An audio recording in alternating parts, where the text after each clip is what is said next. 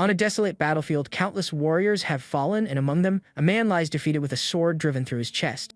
Hordes of monsters of every kind advance without mercy, destroying everything in their path in an overwhelming assault on humanity. Behind massive walls, the survivors gather, wounded and exhausted, awaiting the inevitable as the sounds of war echo in the distance. A young man named Koya starts questioning an older man, but the man cuts him off and insists on being called Big Brother. The man introduces himself with a confident smile, revealing that he is Tema Kishiro, an F-rank hunter, the lowest rank of all. Koli Hidaka, who has yet to awaken his powers, asks whether it is right for a hunter to hit a civilian like him. The young man looks down on him, saying Tema is a talentless F-rank hunter who has had no abilities for 20 years and knows nothing about being a real hunter. To Kyoya, a true hero is someone like Keikaru Amamiya, the SSS rank hunter considered the strongest of them all. The story explains that 20 years ago, monsters began emerging from portals that suddenly appeared, starting the war. To fight this threat, the system chose people to receive special powers, turning them into what became known as hunters. It was these hunters who, using their new abilities, managed to save the world from the brink of total extinction. Among them, an overwhelmingly powerful group known as the Final 11 fought bravely to prevent humanity's annihilation. However, the monsters also had an absolute force known as demons, whose power far surpassed that of the Final 11. And so, cornered by the demons' assault, humanity was forced to retreat to its final line of defense. During an emergency meeting, it is revealed that 6 of the Final 11 have already fallen, leaving only 5 to face the demon army. Even in such a desperate situation, Kakuro Amamiya says they still have a chance. A female hunter reveals humanity's hope, an item capable of reversing the entire situation and giving them another chance. She holds a mysterious glowing hourglass, an artifact that appears to have the power to control time. The artifact releases an intense wave of light, activating its unique power and creating one final chance for humanity. Amamiya explains that it is a unique item called Return Point, which creates a portal that goes back 20 years into the past. However, only one person can pass through the portal, and that person will have the mission of traveling back in time to stop the demon invasion. The survivors realize that 20 years ago was exactly when the demons were preparing for the invasion, and the choice of who should go is obvious to everyone. The people beg Amamiya to accept the mission, because he is the strongest among the SSS rank hunters and the only one who can change the past. Tema sarcastically remarks that going back in time must be nice, but wonders what Amamiya could even do since he was only a child back then. Kyoya says it is not like an unawakened person or an F-rank hunter could regress, but he wishes he could see his parents one more time. Hearing the boy's words, Tema gently places a hand on his head, showing his protective side. Meanwhile, the crowd continues chanting Amamiya's name, placing all their hopes for humanity's future on him. With a serious expression, Keikaru Amamiya finally seems to accept the heavy burden of becoming the world's savior. One of his companions encourages him, saying he is the only one who can go back, defeat the demons, and save the world. Amamiya understands the importance of his mission and vows to secure humanity's future no matter the cost. However, at the exact moment he makes his decision, one of his companions desperately screams for him to dodge. A massive dark attack descends from the sky, falling directly toward the place where humanity's last heroes are gathered. Without hesitation, the female hunter thrusts her hands forward and conjures an energy barrier to protect everyone. The attack crashes violently into the barrier, causing a massive explosion that shakes the entire structure around them. Despite her efforts, the energy barrier completely shatters under the overwhelming power of the enemy attack. The woman is stunned, unable to believe her protective barrier was destroyed so easily. The attack tears through the remains of the barrier and continues its destructive path toward the ground where the survivors are gathered. Amid the chaos, Kyoya sees the attack about to hit Tenma and shouts the nickname he usually calls him. Without wasting a second, Tenma grabs the young man and pushes him away from the approaching danger. Tenma manages to throw Kaya to safety, but ends up directly in the path of the devastating attack. Kyoya screams in despair when he sees Tenma's expression, as Tenma seems to smile defiantly while facing his impending end. The powerful attack hits Tenma head-on, causing a huge explosion that destroys everything around him. Severely wounded, Tenma falls to the ground, unable to move, while Koya's voice echoes in the distance. The young man approaches, desperately calling him Konko, his face covered in wounds and tears. Without thinking twice, Kyoya runs toward Tenma, who is lying amid the destruction. With the last of his strength, Tenma smiles and reminds the boy that he asked to be called Big Brother. At that moment, an intense golden light completely surrounds Tenma's body, surprising everyone. A system window appears, stating that the distortion in time will be corrected while focusing directly on Tenma. The next notification confirms that the unique item Return Point has been used. To everyone's surprise, the system announces that the regression target is the F-rank hunter Tenmatsu Kishiro. A pillar of light shoots into the sky, carrying Tenma with it as the other hunters stare at the scene in shock. The light disappears, leaving behind only the ruined surroundings and the empty spot where Tenma had been. The female hunter and Kakuru Amamiya look at each other in confusion, unable to understand who just entered the Return Point portal. Kakuru Amamiya is stunned as he begins to realize what happened and that he was not the one sent into the past. The system detects a distortion in causality and begins an adjustment protocol to resolve the problem within 30 minutes. Tenma finds himself in a forest, confused, and wonders whether he really entered the portal after seeing a strange red system window. A new window confirms that the regression was successful and displays his status, revealing that he is 24 years old again. He looks at his reflection in the system screen and can barely believe that he truly became younger and traveled back in time. Kneeling in the middle of the forest, he wonders whether all of this is real and whether he is truly in the past. Suddenly, a sharp scream catches his attention, breaking the forest silence and pulling him out of his thoughts. Intrigued by the sound he just heard, Tenma quickly runs toward where it came from. Hidden behind a tree, he watches a small group of goblins armed with clubs and axes. He realizes he is inside a portal and laments that even after returning to the past, he is still afraid of ordinary goblins. Tenma knows that to leave the portal, he must find the exit or complete the mission, which seems impossible without any abilities. The red system window reappears with a countdown, showing that about 24 minutes remain. Unexpectedly, a fast-moving blade shoots toward the group of goblins up ahead. The creatures are caught off guard by the sudden attack and have no time to react at all. In the blink of an eye, the goblins are taken down with impressive speed and precision. One of the bodies falls near Tenma's hiding place, leaving him confused about what just happened.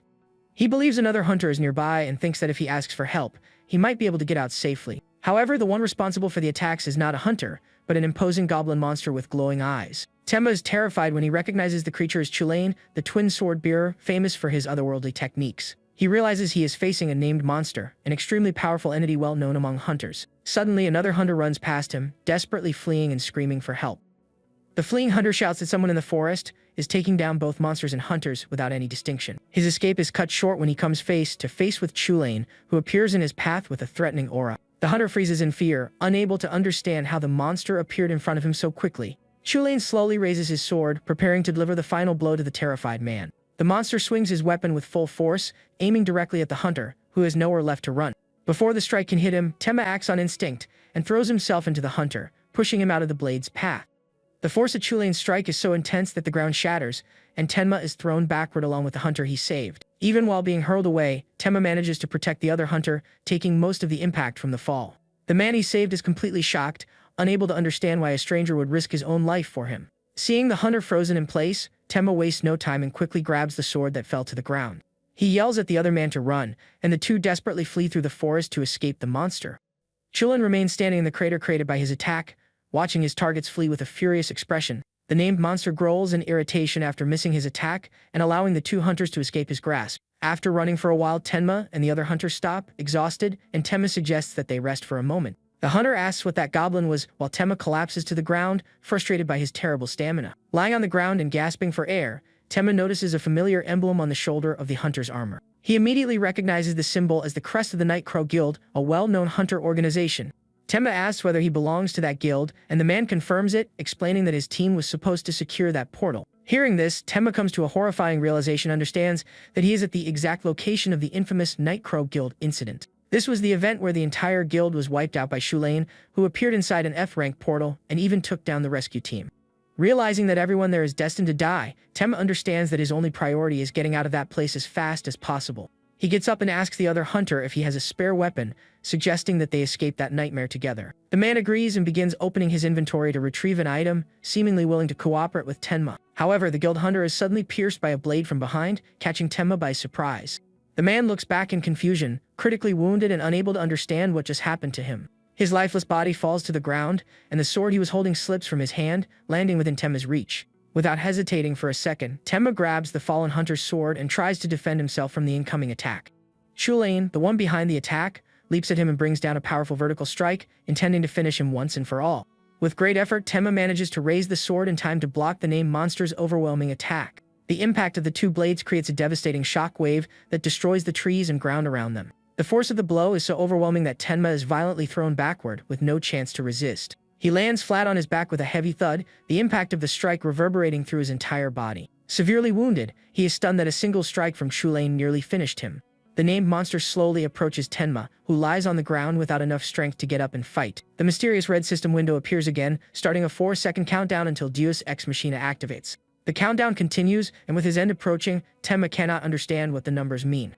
In what he believes are his final moments, he regrets returning to the past only to be taken down and wonders whether Amamiya would have met a different fate. He despairs at the thought that humanity's last hope was wasted because someone as weak as him was the one who went back in time. When the countdown reaches 0, Tenma cries, believing the chance to save everyone has ended in the most pathetic way possible. At that moment, the Deus Ex Machina protocol is executed and the system announces that it will repair Tenma's flaws and adjust causality. a new notification appears informing him that he has acquired an EX rank trait called Talentless Adjustment. This new ability increases his skill acquisition rate and multiplies his experience points by 100,000. Tenma is stunned, unable to believe he received a 100,000 times bonus, an absurdly high number. The system informs him that, because he suffered severe damage, he acquired the resistance skill along with 100,000 times the corresponding experience. Immediately, a flood of notifications appears, showing his new skill leveling up at an explosive rate. Within seconds, his resistance skill reaches level 10, the maximum level for any skill. In his entire life as a hunter, he was never able to raise his resistance skill by even a single level. And now, in an instant, it has been maxed out, reducing damage and pain while allowing him to move even after a fatal blow. Thanks to his new ability, Tenma feels his body moving again even after being crushed by the monster's power. Chulane attacks the spot where he had been, only to be surprised that his opponent is no longer there. To the monster's astonishment, Tenma stands back up, using the sword for support as he faces the powerful enemy with renewed determination. He realizes that the Talentless Adjustment is the system correcting his lack of aptitude and giving him another chance to fight. Tenma smiles, realizing the world's balance was adjusted just so a talentless hunter like him could have a chance. He remembers Kyoya and regrets not being able to stay by his side until the end, imagining how terrified the boy must have been. But now he has the power to change the world destroyed by the demons and perhaps meet the young man again someday. Determined, he decides to use the power of his 100,000 times experience multiplier to completely change the future. With sword in hand and aura of power surrounding him, Tenma vows to change his fate no matter the cost. The system details his new trait, which increases his chance of acquiring skills and multiplies the experience he gains by 100,000. He is amazed that he gained a skill simply by surviving an attack, and thanks to the bonus, it was instantly maxed out. With this newly discovered power, Tenma believes he finally has a real chance of making it out of the portal alive. Irritated, Chulane stares at the hunter with glowing eyes, unable to understand how he is still standing and ready to fight. The named monster charges with a cross-shaped attack using both swords, releasing overwhelming energy. Unlike before, Tenma can now react and prepares to block the strike with a confident expression. He manages to stop the attack, and the system informs him that his talent adjustment trait has activated again. Because he fought with a sword, the system rewards him with a sword mastery, skill at level 1. Just like before, the skill levels up explosively and reaches its maximum level within seconds. Now with maximum mastery, Tenma counterattacks with speed and precision that surprise the powerful monster. He manages to evade Chulane's powerful blade and positions himself for another direct clash. The monster is confused, unable to understand how the opponent who was weak moments ago suddenly became so strong. Tenma looks at the sword's blade and is shocked to see that his sword mastery skill has also been maxed out. He reflects that normally someone would need to be born talented or trained for years, but his new trait completely changes the rules. Just having the skill at maximum level changes even the feeling of holding the sword, making it feel like an extension of his body. Chulane charges again, but this time Tenma can predict his movement much more easily. The monster leaps into the air and brings down a full force descending strike, creating an aura of pure destruction. Tenma manages to block the attack, but the difference in raw strength between them is still enormous. The impact of the collision sends both of them flying backward, creating a massive clearing in the surrounding forest. With resistance and sword mastery active, Tenma manages to endure the strike without being annihilated. Even so, the pain makes him scream, proving that despite his new abilities, the fight is far from easy. Gathering his strength, he uses his technique to repel Chulane's attack and force him back for a moment. Even though he defended himself, the blow still pushes him far away, showing the named monster's clear physical superiority. Chulane seems to be enjoying the fight and even picks up one of his severed fingers, showing that he still is not fighting seriously. Tenma realizes the overwhelming gap in power and understands that simply defending will not be enough to win. The monster begins spinning his swords at high speed, preparing an area attack that looks impossible to dodge. Tenma uses his sword mastery to block the barrage of strikes, but he knows he cannot keep this up forever. He realizes the clash has become a battle of endurance, and that he needs to focus on reading Chulane's next move. By intensely focusing on his opponent, he acquires the Perception skill at level 1, opening a new path to victory. Thanks to the experience bonus, his new Perception skill also levels up instantly, passing through every stage. In the blink of an eye, the system informs him that Perception has reached its maximum level. Faced with another attack from Chulane, Tenma prepares himself, sensing a drastic change in how he sees the battlefield. A blue aura surrounds the hunter, and his view of the world expands, allowing him to process information in a superhuman way. Tenma is surprised by the sudden change in his field of vision, perceiving the world in a completely new way. With his enhanced perception, he can now see everything around him, including the exact trajectory of the monster's attack. For the first time, he can anticipate the strike of a powerful enemy and moves to dodge with newfound confidence. Using his new ability, he evades Chulane's attack with flawless precision, leaving the monster surprised.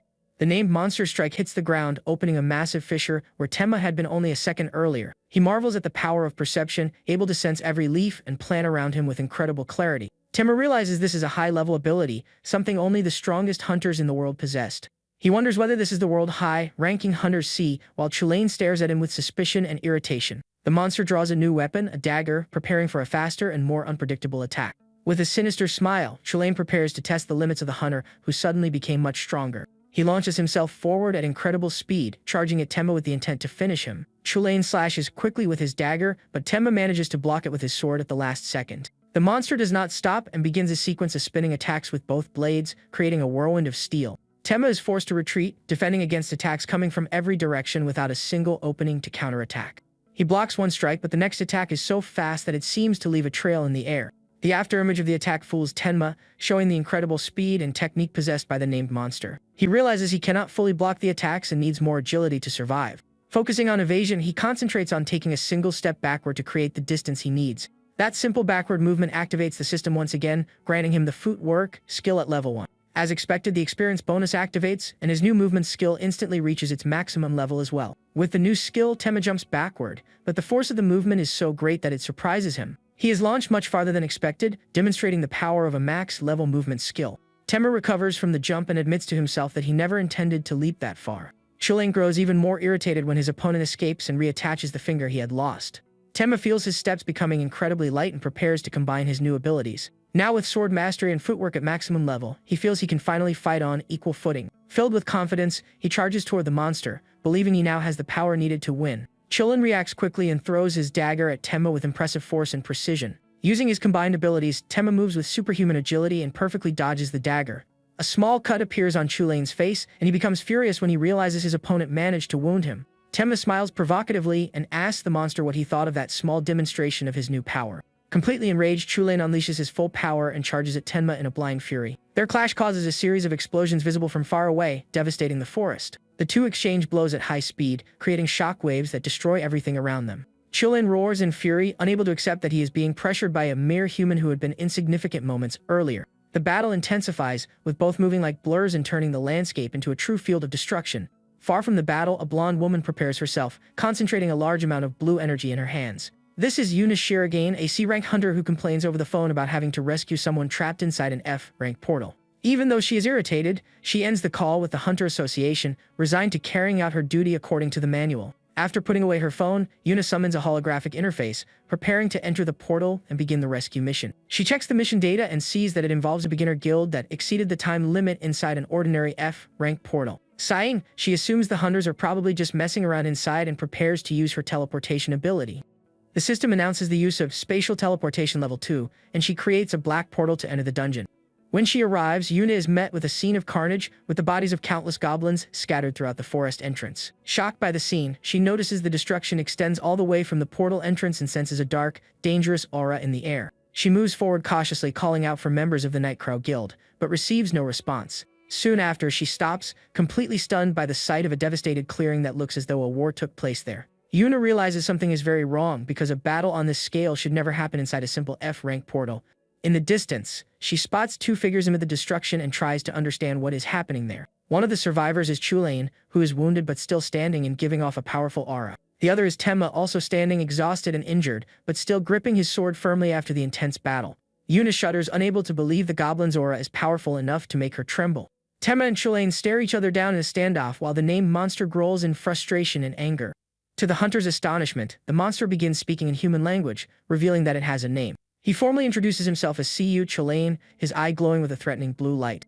Yuna is shocked to hear a goblin speak and mention a debt, unable to understand the relationship between the two. With his face injured, Tenma answers seriously, saying that he will definitely repay the debt he owes the monster. After the promise, Chulain drives his sword into the ground, and his body begins dissolving into particles of light. His departure causes one final burst of energy, raising a huge cloud of dust and bringing the confrontation to an end. When the dust settles, Tenma stands alone in the middle of the devastated clearing, staring at the place where the monster disappeared. Still watching from a distance, Yuna tries to process the unbelievable scene she just witnessed, completely confused. Seeing that the danger has passed, she runs toward Tenma, who finally gives into exhaustion and drops to his knees. She introduces herself as part of the rescue team and asks about the others, noticing Tenma's terrible injuries. The hunter tries to keep him conscious and questions him about the talking goblin, but he is about to pass out. The last thing Tenma sees is Yuna's worried face, asking who he is before he loses consciousness. With a weak smile, he uses the last of his strength to say that he is her savior, leaving the young woman confused. He asks her not to forget it and finally passes out, collapsing into her arms. Yuna catches him before he hits the ground while trying to process the mysterious words of the unknown hunter. Later in an office, Yuna sighs in frustration, unsure how she is supposed to report the bizarre incident she witnessed inside the portal. The scene shifts to the ceiling of a room, showing that some time has passed since the confrontation in the dungeon. Tenma wakes up in a hospital bed, recovering from the injuries he suffered during the battle against the named monster. He sits up and looks out the window, recognizing the place as a hospital for hunters and confirming that he was rescued. With a gesture, he summons his status screen to check the changes that occurred after the fight. Looking at his reflection in the screen, he confirms to himself that the regression and the battle really happened. He is amazed to see that he now has several level 10 skills, something he never had in his previous life. His status confirms the fight was not a dream, showing that he is still F rank but now possesses a powerful EX rank trait. In the hospital, Tenma reflects that the only reason he was able to fight CD Chulain on equal footing was because of his new trait. He checks the description of his ability and is shocked to see that his experience gain has been increased to 10 million%. In addition to the massive bonus, he notices the trait also has a special effect that remains locked for now. He realizes this 100,000 times experience bonus is a kind of system correction for his complete lack of talent. Tenma wonders whether the system would have given Kakeru Amamiya the same ability if he had been the one chosen to regress. He concludes that it would not, because someone like Amamiya, who already awakened with overwhelming power, would never need this kind of help. With his mind made up, he stops thinking about it and focuses on what he can do, since he is now the one responsible for changing the future. His thoughts are interrupted by a woman's voice noticing that he has finally woken up. Hunter Yuna Sherigan enters the room, commenting that she heard he would need at least another week to wake up. Tenma is confused by his fast recovery because he remembers not having any healing abilities. A system window appears, revealing that he has the natural recovery skill at level 10, enhancing his healing to a supernatural degree. While he realizes he gained a new skill, Yuna scolds him for ignoring her even though she was the one who saved him. Still somewhat confused, Tenma asks who she is, irritating the hunter because he does not remember her. She introduces herself as Yuna Shirogane, a C-rank hunter from the association, and says she rescued him during the fight with the goblins. He finally remembers her and realizes CDO Shulin fled shortly after the hunter appeared inside the portal. Tenma recalls that in the original timeline, this same association investigation team was brutally wiped out by the monster. He corrects her, saying that he was actually the one who saved her life, and Yuna reluctantly admits that he has a point. Yuna tells him that a survivor from the Night Crow Guild gave testimony about C.A. Chulain's absurd strength. Tenma is relieved to learn that the hunter he protected at the beginning of the confrontation managed to survive the incident. The hunter then says that the survivor's testimony is exactly the problem with the whole situation. Yuna explains that because he is F rank, the association decided not to officially recognize that he defeated the named monster. To her surprise, Tenma calmly replies that he does not care at all about the association's decision.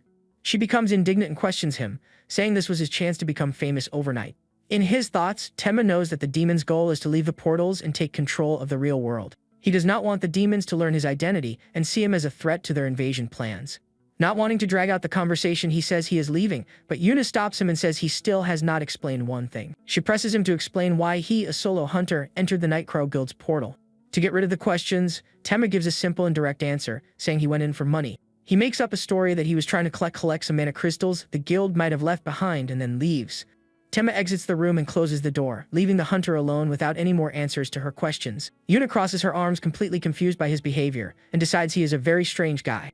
After being discharged from the hospital, Tenma walks through the busy city streets, observing the life around him. He sees people working, having fun, and living normal lives, unaware of the danger waiting in the future. Students smile and talk, enjoying the peace of a world that has not yet been consumed by the war against the demons.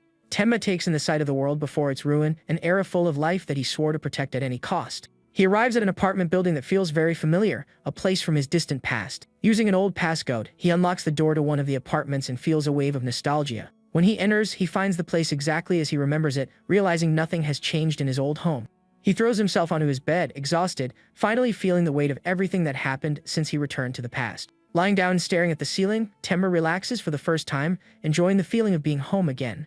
Back in his apartment, Tenma reflects on his new mission to change humanity's fate and wonders what his first step should be. He thinks that under normal circumstances, the association's heroes would already be moving to uncover the truth behind the Night Crow Guild incident. He comes up with an idea but quickly realizes its flaw, because since he solved the incident himself, it is almost as if the event never happened. He goes back to analyzing the details of his new trait, Talentless Adjustment, which completely changed the rules of the game for him. Tenma understands that from the moment he received this ability, the past had already been altered, and he is the only one who can truly act. With renewed determination, he decides to become stronger than anyone else so he can stop the incidents that accelerate the end of the world. Fortunately, he was an avid reader of Hunter Monthly magazine, so he knows most of the major events that will happen in the future. The problem is that even though he remembers the major events, he cannot recall the most important details of each one. Then he remembers that when he activated perception during the battle, the way he saw the world changed completely. This gives him an idea, and he wonders whether he could use the same method to gain an ability that improves his memory. To test his theory, he decides to use an extremely complex book on a subject he does not understand, advanced quantum mechanics. He goes to a library and starts reading, believing that forcing his brain through difficult material might activate a new skill. He focuses on the reading, trying to absorb the complex material about the fundamental theory that describes nature at its most basic level. Not long after, he collapses onto the table and admits to himself that he could not understand a single word in the book. Frustrated by the failure, he wonders what he was even doing and decides to give up on his crazy reading plan. However, at the exact moment he gives up, the system detects high-level intellectual activity in his brain. Just like before, a flood of notifications appears and he acquires the intelligence skill, which rises all the way to maximum level. The final screen confirms that the skill has been maxed out, and Tenma starts laughing in disbelief that his plan actually worked after all. Now with another powerful ability in his arsenal, he decides to check the effects of level 10 intelligence. The skill increases his magical proficiency by 25% and his magic power and mana by 10%. He then gets another idea and wonders what would happen if he used intelligence and perception together to recall the past. Tenma sits down again and focuses, preparing to activate his abilities and dive into his lost memories. The system confirms that he is accessing the realm of subconscious memory, activating both of his maxed-out abilities. Inside his mind, he focuses on a single goal, remembering everything he experienced and learned in his previous life. Scenes from his lost future begin to appear, showing everything he built and experienced in that world on the verge of ruin. The action grants him the memory search skill, which is also maxed out, allowing him to remember everything perfectly. The process ends and he returns to reality, now able to access all the information from his previous life. With a confident smile, he prepares to put his new knowledge into practice and truly begin changing the future. The first memory he recovers is of a specific cafe, a place he desperately needed to remember for some reason. With his memory restored, he finally remembers the pattern lock needed to unlock his old phone. Inside the cafe, he uses an ATM, and to his relief, finally remembers the password to his bank account. However, he discovers that he only has 2,782 yen, realizing that being broke has not changed. While he laments his financial situation, the cafe employee tells him that his order is ready.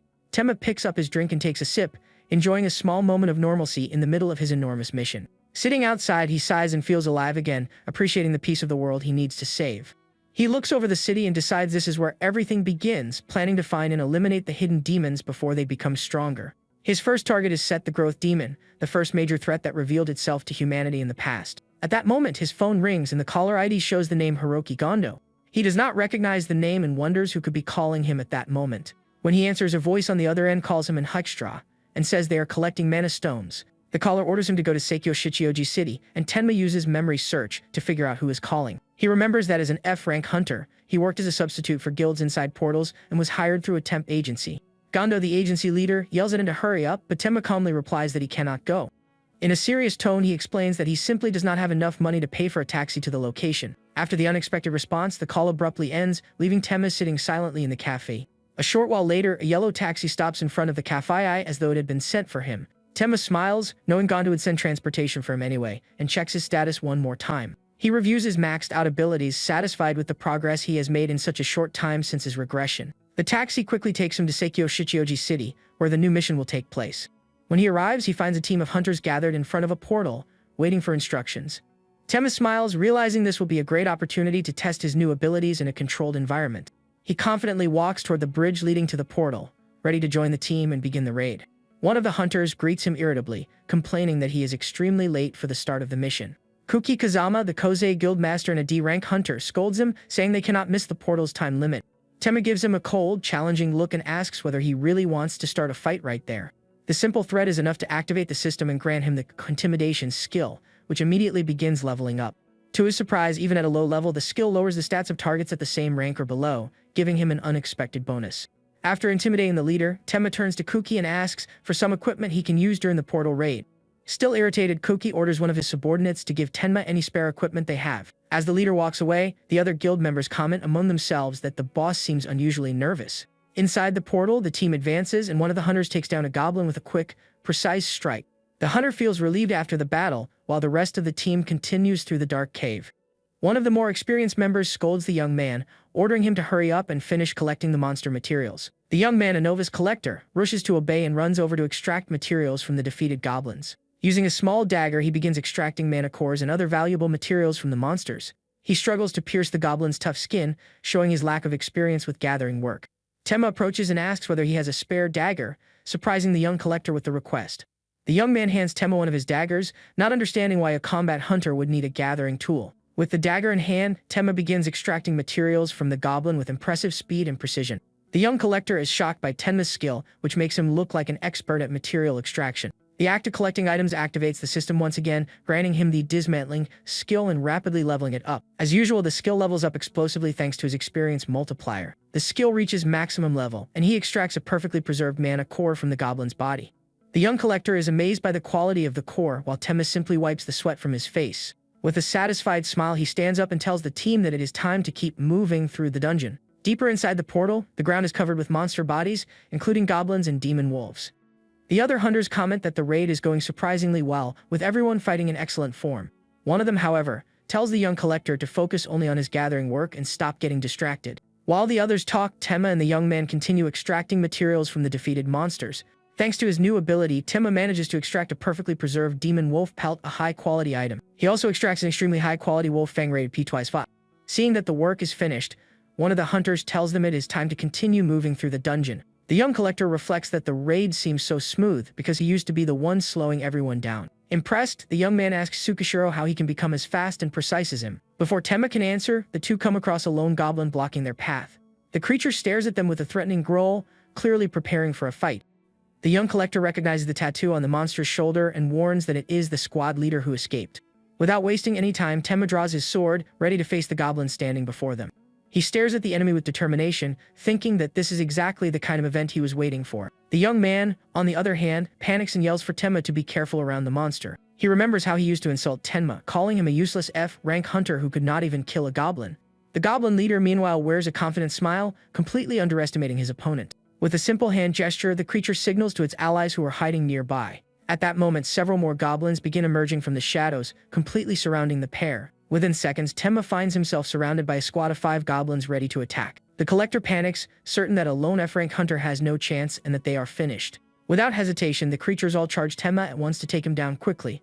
In response, Temma activates intimidation, and his eyes glow with a frightening red light. An overwhelming aura erupts from him, instantly paralyzing the goblins charging in his direction.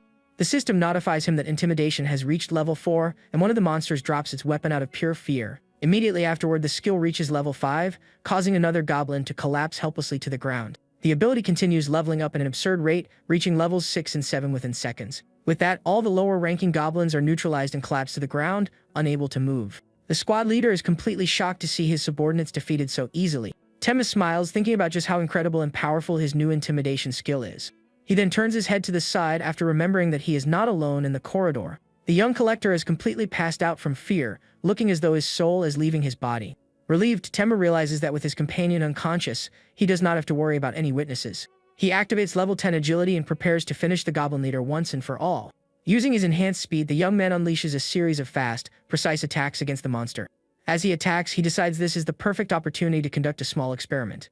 His strikes continue without stopping, hitting the creature from every angle with impressive force. Despite being severely wounded, the goblin leader surprisingly manages to remain standing. Temma realizes that simply fighting did not grant him a new ability, because gaining one still requires genuine effort.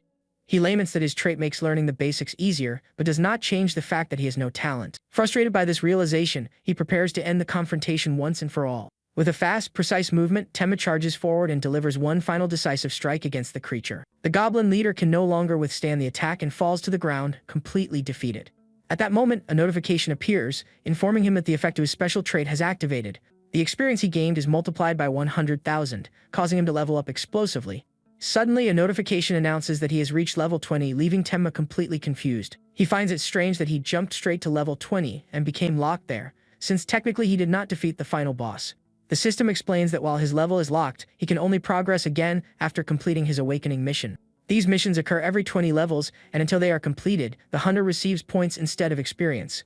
Those points can then be used to buy various items directly from the system shop. As he studies the screen, the panel releases a small burst of energy into his hand. Temma wonders when his awakening mission will appear and decides to wait before spending his points. He turns to the unconscious young collector and wakes him up, saying it is time to start extracting materials. Still somewhat dazed, the young man slowly gets up without understanding what happened. When he looks ahead, he is shocked to see all the goblins lying defeated on the cave floor. Panicking, he asks what happened to the goblin captain and all the other monsters that surrounded them. Tenma lies, saying someone else must have defeated them, and rushes the young man to start the gathering work. Without asking any more questions, the two begin the tedious process of extracting materials from the monster bodies. While the collector works with complete focus, Tenma watches him from a distance, keeping the secret of his power to himself. Taking advantage of the distraction, he discreetly opens his status window to check his information. The screen shows that he is level 20F rank with all of his basic skills maxed out at level 10. The detail that catches his attention most is the fact that his level 20 is currently locked.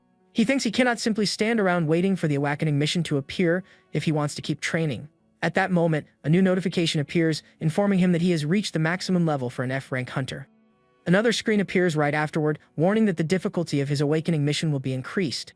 Kneeling down, Tenma becomes intrigued as he tries to understand exactly what an increase in mission difficulty means. His eyes widen in shock as he begins to understand the implications of the mysterious message. With a drop of sweat running down his face, he realizes this situation could be very bad for him. He keeps staring at the notification, still processing just how dangerous the situation has become. After thinking it over, he concludes that the situation is not merely bad, but completely insane.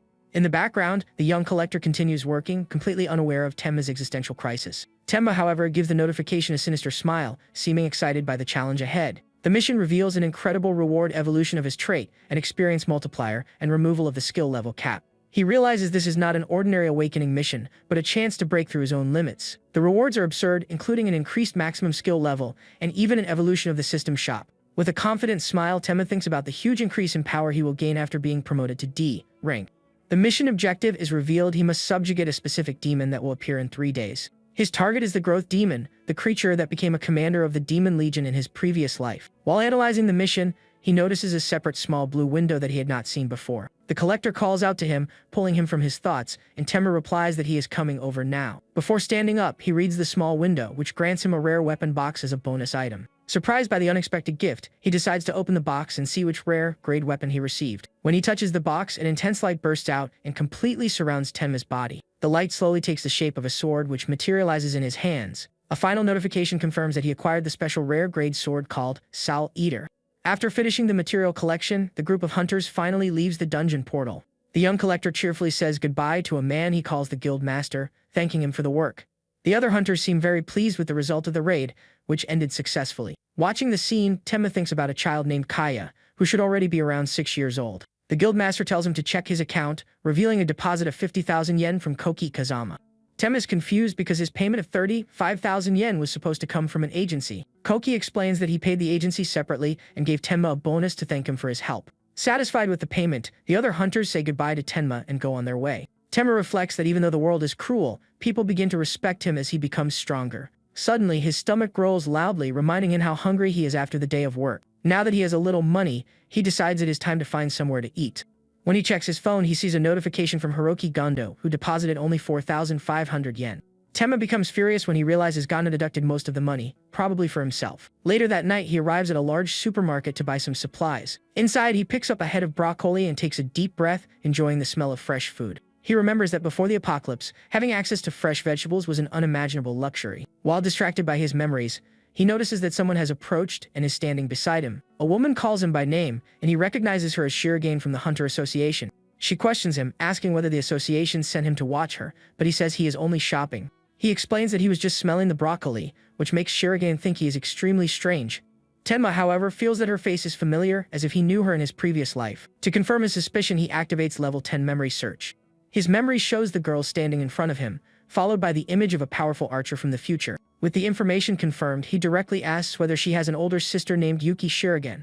Shocked, Shirogane asks how he knows about her sister, while Tenma thinks it would be impossible not to know. He remembers Yuki Shirogane, the Infinite Archer, one of the 11 strongest hunters in humanity. In the previous timeline, she was known as the Goblin Hunter after her younger sister was killed by them. Tenma realizes that because he saved her that day, she never followed that tragic path in this new reality. To throw her off, he simply says he knows about her sister because she is very beautiful. He adds that Shirogane looks a lot like her, leaving her completely flustered and embarrassed. Changing the subject, Tenma reveals that he may need her help to fight the Growth Demon. Without beating around the bush, he asks for her phone number so they can contact each other about the mission. She hesitates, saying she does not mind, but that there's a proper way to do things. Tenma then reminds her that she owes him a favor because he saved her life, irritating her. Before she can protest, he takes the phone from her hand so she can add her contact information. Radiating pure anger, she quickly enters her number into his phone just to get the situation over with. With the number saved, Tenma quickly moves away to avoid the hunter's wrath. Completely irritated, she shouts asking what his problem is and why he keeps messing with her. The next day, Tenma gets off a bus in a specific part of the city and heads toward his destination. He admires his new sword, Soul Eater, noting that its attack power is 3 times stronger than his old weapon. He examines the information on his new weapon, Soul Eater, which has a super rare rank and 30 points of attack power. Despite having such a powerful sword, he knows that alone will not be enough to defeat the Growth Demon. He reflects that if someone wants to learn how to cook, they seek out a chef, so learning swordsmanship should follow the same logic. Following that reasoning, he decides to find a true sword master and arrives in front of the Kirishima Kendo dojo. He approaches the dojo entrance and knocks on the door, asking permission to enter. When he notices the door is unlocked, Tenma decides to go inside and look for the dojo master. He knows that to defeat the demon race, he desperately needs a main ability capable of dealing massive damage. The swordsman who lives there is a legend, known for having the power to split mountains with a single strike. He is searching for the hunter who, in the past, became a beacon of hope for all humanity. That man is the legendary sword saint, also known as Kensei Taiyo Kirishima. Inside, the master swordsman complains about being bothered so early in the morning. Tenma cautiously enters the dojo, finally coming face to face with the man he had been searching for. With an attentive gaze, he prepares for his first encounter with the greatest legend among swordsmen. To his surprise, the dojo floor is completely covered with hundreds of autographs written on sheets of paper. In the middle of the room, the man he was looking for lazily yawns, appearing to have just woken up. When he notices Tenma, the swordsman immediately assumes he is just another fan. With a smug smile, Taiyo asks which part of his body Tenma would like him to autograph. Tenma remembers the stories about Kirishima's sword, which was capable of unbelievable feats. In his memory, he sees the power of the sword saint, who split the heavens and cut a mountain in half. Taiyo Kirishima's strength at his peak was, without a doubt, flawless and legendary. The current version of the swordsman, however, lets out an exaggerated laugh, excited by the idea of giving an autograph. He shouts that of course people want his autograph, because he is the one who will save the world. Tenma is disappointed to realize that the sword saint in his youth is even worse than the rumors claimed. He remembers that in the original timeline, Kirishima was killed in battle for an unknown reason. Interrupting his thoughts, Taiyo casually asks whether Tenma wants him to sign his back. Tenma thinks that the arrogant young man in front of him is the same hero from the past, then asks for his guidance. Kirishima is surprised and shouts, asking why Tenma did not say from the beginning that he wanted to become his disciple. Not knowing how to respond, Tenma simply sits down and waits amid the mess of autographs scattered across the floor. The swordsman explains that he spent the last month obsessively practicing his signature for his fans. He then asks how Tenma found him, since he only registered as a hunter and has never completed a mission. Taiyo turns with a serious look, trying to understand how the young man discovered his secret location. With a smug smile, he assumes Tenma saw his technique during the measurement exam and fell in love with it at first sight. Tenma cannot hold back and ends up laughing at the sword saint's arrogance and inflated ego. He confirms that he is also a hunter and would like Kirishima to teach him one of his skills. The young man remembers a chance encounter he had with an older Kirishima at a bar. On that occasion, the completely drunk sword saint talked about a technique that served as the foundation for everything. Even while drunk, he was surprised that Tenma did not know that fundamental ability and tried to explain it. The technique he mentioned that night was surprisingly simple, the straight line slash. Back in the present, Tenma directly asks whether Kirishima could teach him that exact ability. Intrigued by the specific request, the sword saint stands up and takes a wooden sword from the rack. Taiyo offers Tenma a wooden sword and with an air of superiority, tells him to try holding it. With a calm, focused expression, Tenma reaches out to take the training sword being offered to him. Before he can touch the weapon, Taiyo pulls it back and declares that Tenma is a hopeless case with absolutely no talent. Tenma is confused because he did not even hold the sword, but the master says that at his level, he can tell just by looking. Unhappy with the rushed judgment, the young man insists that they will only know for sure once he actually tries. The sword saint lets out a long sigh, clearly bored by the young man's persistence. Reluctantly, he hands the wooden sword to Tenma, finally allowing him to hold it. The instant he grips the weapon, his level 10 swordsmanship skill activates, releasing a powerful aura. Kirishima is stunned, and Tenma asks whether he still believes he lacks what it takes to become a swordsman.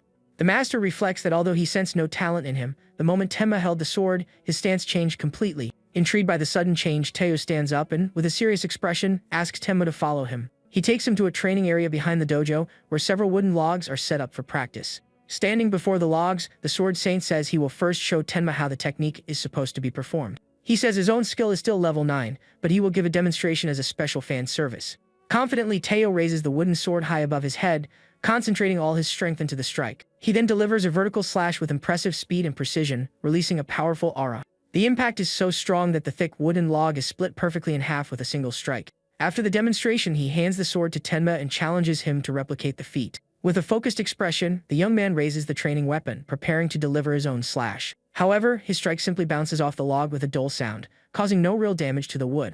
Kirishima thinks to himself that he knew from the beginning the young man had no talent for the sword. Tenma does not give up and keeps striking the log repeatedly, but can do nothing more than leave scratches. The master sighs, thinking that at this rate, the young man will need 10 years to learn such a basic technique. He wonders whether there is another explanation for the aura he saw earlier, thinking he would have already kicked Tenma out if he were not a fan. Deciding to give him a hint, he tells Tenma to connect the sword with the heavens when raising it. He finishes the explanation by telling him to imagine the connection between heaven and earth as he brings the blade down. Although the instruction is vague, Tenma seems to understand the idea behind those words and prepares to try again. He strikes the log once more, but the result is still a complete failure. Running out of patience, Teo declares that Tenma is a lost cause and suggests ending the training there. Suddenly, he hears a different sound from the impact and becomes surprised because that should not be possible. A bluish light shines from the point of contact, and the wooden sword begins cutting into the surface of the log. Kirishima watches in disbelief as Tenma continues the motion with perfect form. The path of the sword becomes sharper and sharper, cutting through the wood cleanly and precisely. Seeing the sudden and drastic improvement, the sword saint is stunned and thinks that what he is witnessing is impossible. Tenma's slash continues forward, cutting through the full thickness of the durable log. With one powerful strike, he finally splits the log into 2 pieces. The young man finishes the motion with perfect posture, standing over the log he just cut apart. Surprised, Kirishima admits that he was wrong and takes back what he said about Tenma having no talent. Regaining his composure, he points at Tenma and says that what he just did is not the true straight-line slash. He then reveals the real challenge, explaining that Tenma must be able to cut through 4 logs in a row, not just one. Teo doubts he can do it, but allows Tenma to attempt the challenge, and the young man prepares to accept it. The calm determination in Tenma's response leaves the sword saint completely confused and surprised. Standing before a row of 4 logs, Tenma positions himself with the wooden sword, ready to begin the test. Following his master's instructions, Tenma raises the training sword, symbolically connecting it with the heavens. Watching the young man's stance, Teo notices something extraordinary and thinks that what he is seeing cannot be real. With one fluid movement, Tenma brings the sword down, releasing an aura of power that slices through the air in front of him. His single strike cuts through all 4 logs at once, and the system notifies him that he acquired the skill directly at level 10. The attack not only cuts the logs, but also leaves a long trail of energy across the ground, showing its power. Completely shocked by what he just witnessed, the sword saint falls to the ground as his legs give out. Teo cannot understand how it was possible, while Tenma shows a faint smile of satisfaction with the result. Later, as the sun sets over the city, the scene shifts to a modern apartment. Shirogane, the association employee, uses her teleportation ability to arrive home with her groceries. Inside, her older sister scolds her for using such a powerful ability so carelessly. SSS rank hunter Yuki Shirogane warns her that she might not have enough power left when she truly needs it. Yuki then notices that her sister's face is completely red and asks what is wrong with her. Shirogane tries to brush it off, but her sister keeps pressing, commenting that she is acting very strangely. She insists that nothing special happened and, changing the subject, takes off her glasses to clean them. With her face still flushed, she gathers her courage and asks her sister whether she knows a man named Tematsukashiro. She repeats the question, clearly curious to know whether her famous sister has ever heard of him. After thinking for a moment, Yuki says no and that she has never heard that name before. Shirogane hides her relief and her suspicious sister asks whether she ate something strange to be acting this way. Later, back in her room, Shirogane sits on the bed and continues thinking while looking at her phone. She remembers the encounter at the supermarket and concludes that Tenma deliberately brought up her sister just to get her number. Even though she thinks he is a little strange, she admits to herself that Tematsukashiro is not bad looking at all. Suddenly, her sister appears at the door and startles her by directly asking whether she met someone interesting. Caught off guard, Shirogane falls onto the bed and Yuki laughs, saying her sister is extremely easy to read. With a curious smile, she approaches and keeps asking, wanting to know who the mysterious guy is. Hiding her face in the pillow, Shirogane replies that he was only the person who helped her a few days ago. Still embarrassed, she says it was nothing serious and that he only asked for her phone number. Yuki gently pats her sister's head and says that if things work out, she should introduce him to her too. Changing the subject, Yuki says her guild will be raiding a large-scale portal and that she will be away for a few days. Yuki then warns her sister not to get involved in any dangerous work with the association. After giving the warning, the SSS rank hunter turns around and leaves the room, leaving her sister alone. Alone again, Shirogane picks up her phone and opens the contact she saved earlier at the supermarket. She stares at his name, Tematsukashiro, saved in her contacts. Back at the dojo, the trail of destruction left by Tema's slash extends far beyond the training logs. Several system windows confirm that he learned the rare skill, single flash slash, which is already at maximum level. Satisfied, he thinks it was difficult to get the hang of it, but his special trait accelerated the learning process to an absurd degree. He turns around and thanks the master, but Kirishima, still on the ground, asks him to perform the feat one more time. Tenma does not understand the request, but the Sword Saint, now on his knees, begs him to show the technique again. On his knees, the Sword Saint grabs Tenma's leg and begs him to show the technique one more time. The master explains that even he never reached level 10 and cannot understand how the young man did it after only a few attempts. Tenma is surprised and starts wondering whether he actually managed to surpass the Sword Saint's own technique. The system window confirms that the level 10 skill can even cut intangible objects. Tenma then remembers that only one day remains before the growth demon appears and decides to learn more abilities. Faced with the master's persistence, Tenma finally agrees and says he will show him the technique again. In exchange, the young man takes advantage of the opportunity and asks the Sword Saint to teach him some of his other techniques. After making the deal, he holds out his hand to the master and formally introduces himself as Tenma Tsukishiro. The Sword Saint remains silent for a moment, simply staring at his new student's outstretched hand. But suddenly Kirishima stands up and hugs the young man tightly, calling Tenma his new master. Kirishima declares that from that day forward, Tenma will be his new master, much to the young man's complete despair. He promises to teach Tenma all of his abilities, while Tenma simply asks the man to let him go already. A short while later, training resumes, and the Sword Saint leaps into the air to give a demonstration. He uses Form 121 of the Kirishima style, the Asura explosive slash. The master's ability causes a massive explosion of energy that devastates the surrounding area. After the devastating attack, Kirishima calmly lands on the ground with his sword in hand. With a smile on his face, he turns around and asks whether his new master has already figured out the technique. Tenma is shocked because he realizes he cannot even follow the Sword Saint's movements. He understands that single flash slash was an exception, and that he cannot even theorize how the new technique works. Tenma concludes that even with talentless adjustment, it does not change the fact that he was not born with this gift. Suddenly, the effect of his natural skill activates in an attempt to compensate for his lack of talent. Kirishima ends the training there, and Tenma says he needs to leave because he has something else to take care of. Before leaving, Tenma says he looks forward to seeing the master's perfected version of single flash slash. Kirishima reveals that he never intended to become a hunter, but changed his mind after meeting his master. Surrounded by a fiery aura, he declares that he will become a full-fledged hunter, and Tenma simply wishes him good luck. Later, Tenma arrives at a place that appears to be a craftsman's workshop. Inside, he shows the materials he collected, including a monster wolf pelt and a high-quality fang. The craftsman is impressed by their quality and asks whether Tenma learned a dismantling ability. He explains that high-quality materials can grant additional effects when items are crafted. The man then asks Tenma to bring him more materials like those and promises to pay him well for them. However, Tenma receives a low-quality leather armor set, normal rank with only 6 defense. Even so, he knows that having beginner equipment already makes a huge difference to his chances of survival. With the equipment in hand, Tenma picks up his phone to make one last important call before the next day. He then calls Miss Shirogane, the woman he met earlier. On the other end of the line, someone quickly answers the young hunter's call. It is Miss Shirogane, who answers the phone so surprised and hears Tenma's voice. Without wasting time, the young man says he has something important to tell her and asks whether she has a moment to talk. Shirogane jokes that she is a little busy and considers making him wait just to see how he reacts. However, the woman turns serious the exact moment Tenma says the matter concerns the irregular gait. Her expression completely freezes, and even the facial mask on her face begins to crack from the shock. Stunned by the revelation, Shirogane shouts into the phone and demands to know exactly what the young man just said. Meanwhile, a new mission appears for Tenma, a limit break mission that will finally allow him to surpass F rank. Back in his room, the young man prepares with his sword in hand because he knows the time is approaching. He is completely focused on his only objective at the moment, eliminating the demon that is about to appear. The next day, Tenma meets Shirogane at the gate and apologizes for being a little late. The woman is still suspicious and asks whether the information he gave her is truly reliable. She explains that today they will accompany the Roman Guild into a D-rank portal that has become irregular. Before they go, Shirogane says there is one more important thing she needs to tell the young hunter. But suddenly, the woman starts running in a hurry and tells Tenma to follow her quickly. Caught off guard, Tenma has no idea what is happening and simply asks her to wait a second. At the location, 2 hunters from the Roman Guild are waiting, Hunter Mayumi Saki and Hunter Taiga Sejima. Shirogane introduces herself as Yuna from the Hunter Association, and the other girl introduces herself as Mei. She asks who Tenma is, and Yuna explains that he is there to provide support in case anything unusual happens. The leader Taiga introduces himself as the guild master and immediately warns them not to interfere with the operation. Arrogantly, he makes it clear that every monster inside belongs to the guild and tells them to stay out of the hunt. Tenma simply agrees, realizing the man barely even acknowledges his presence there. He then remembers that in the original timeline, everyone in that guild ended up being killed by the demon. The guildmaster gives Tenma an intimidating look and asks whether he has something to say. The young man is caught off guard by the direct confrontation and quickly says he has nothing to say. Satisfied with the answer, the man tells Tenma to stay quiet and simply follow the group without getting in the way.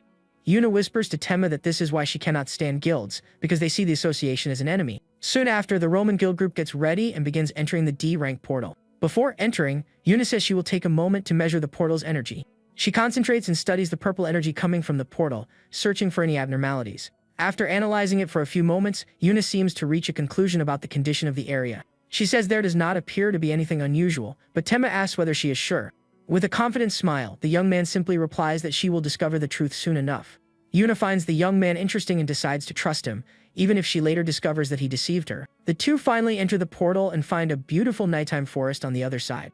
Yuna is impressed by the beauty of the place, which looks like something out of a fairy tale. But Tenma knows that somewhere in that forest, the dungeon boss is hiding. He is certain that a growth demon is inside, the target of his main mission. Meanwhile, the Roman guild group moves ahead, exploring the path through the forest. The guild master turns around and shouts for Tenma and Yuna not to fall too far behind the main group. He complains that it would be a real headache if something happened to members of the association. Yuna becomes irritated because she cannot believe a mere D-rank hunter is giving orders to a C-rank hunter. The other guild members simply laugh at the situation, feeling superior because they are in charge.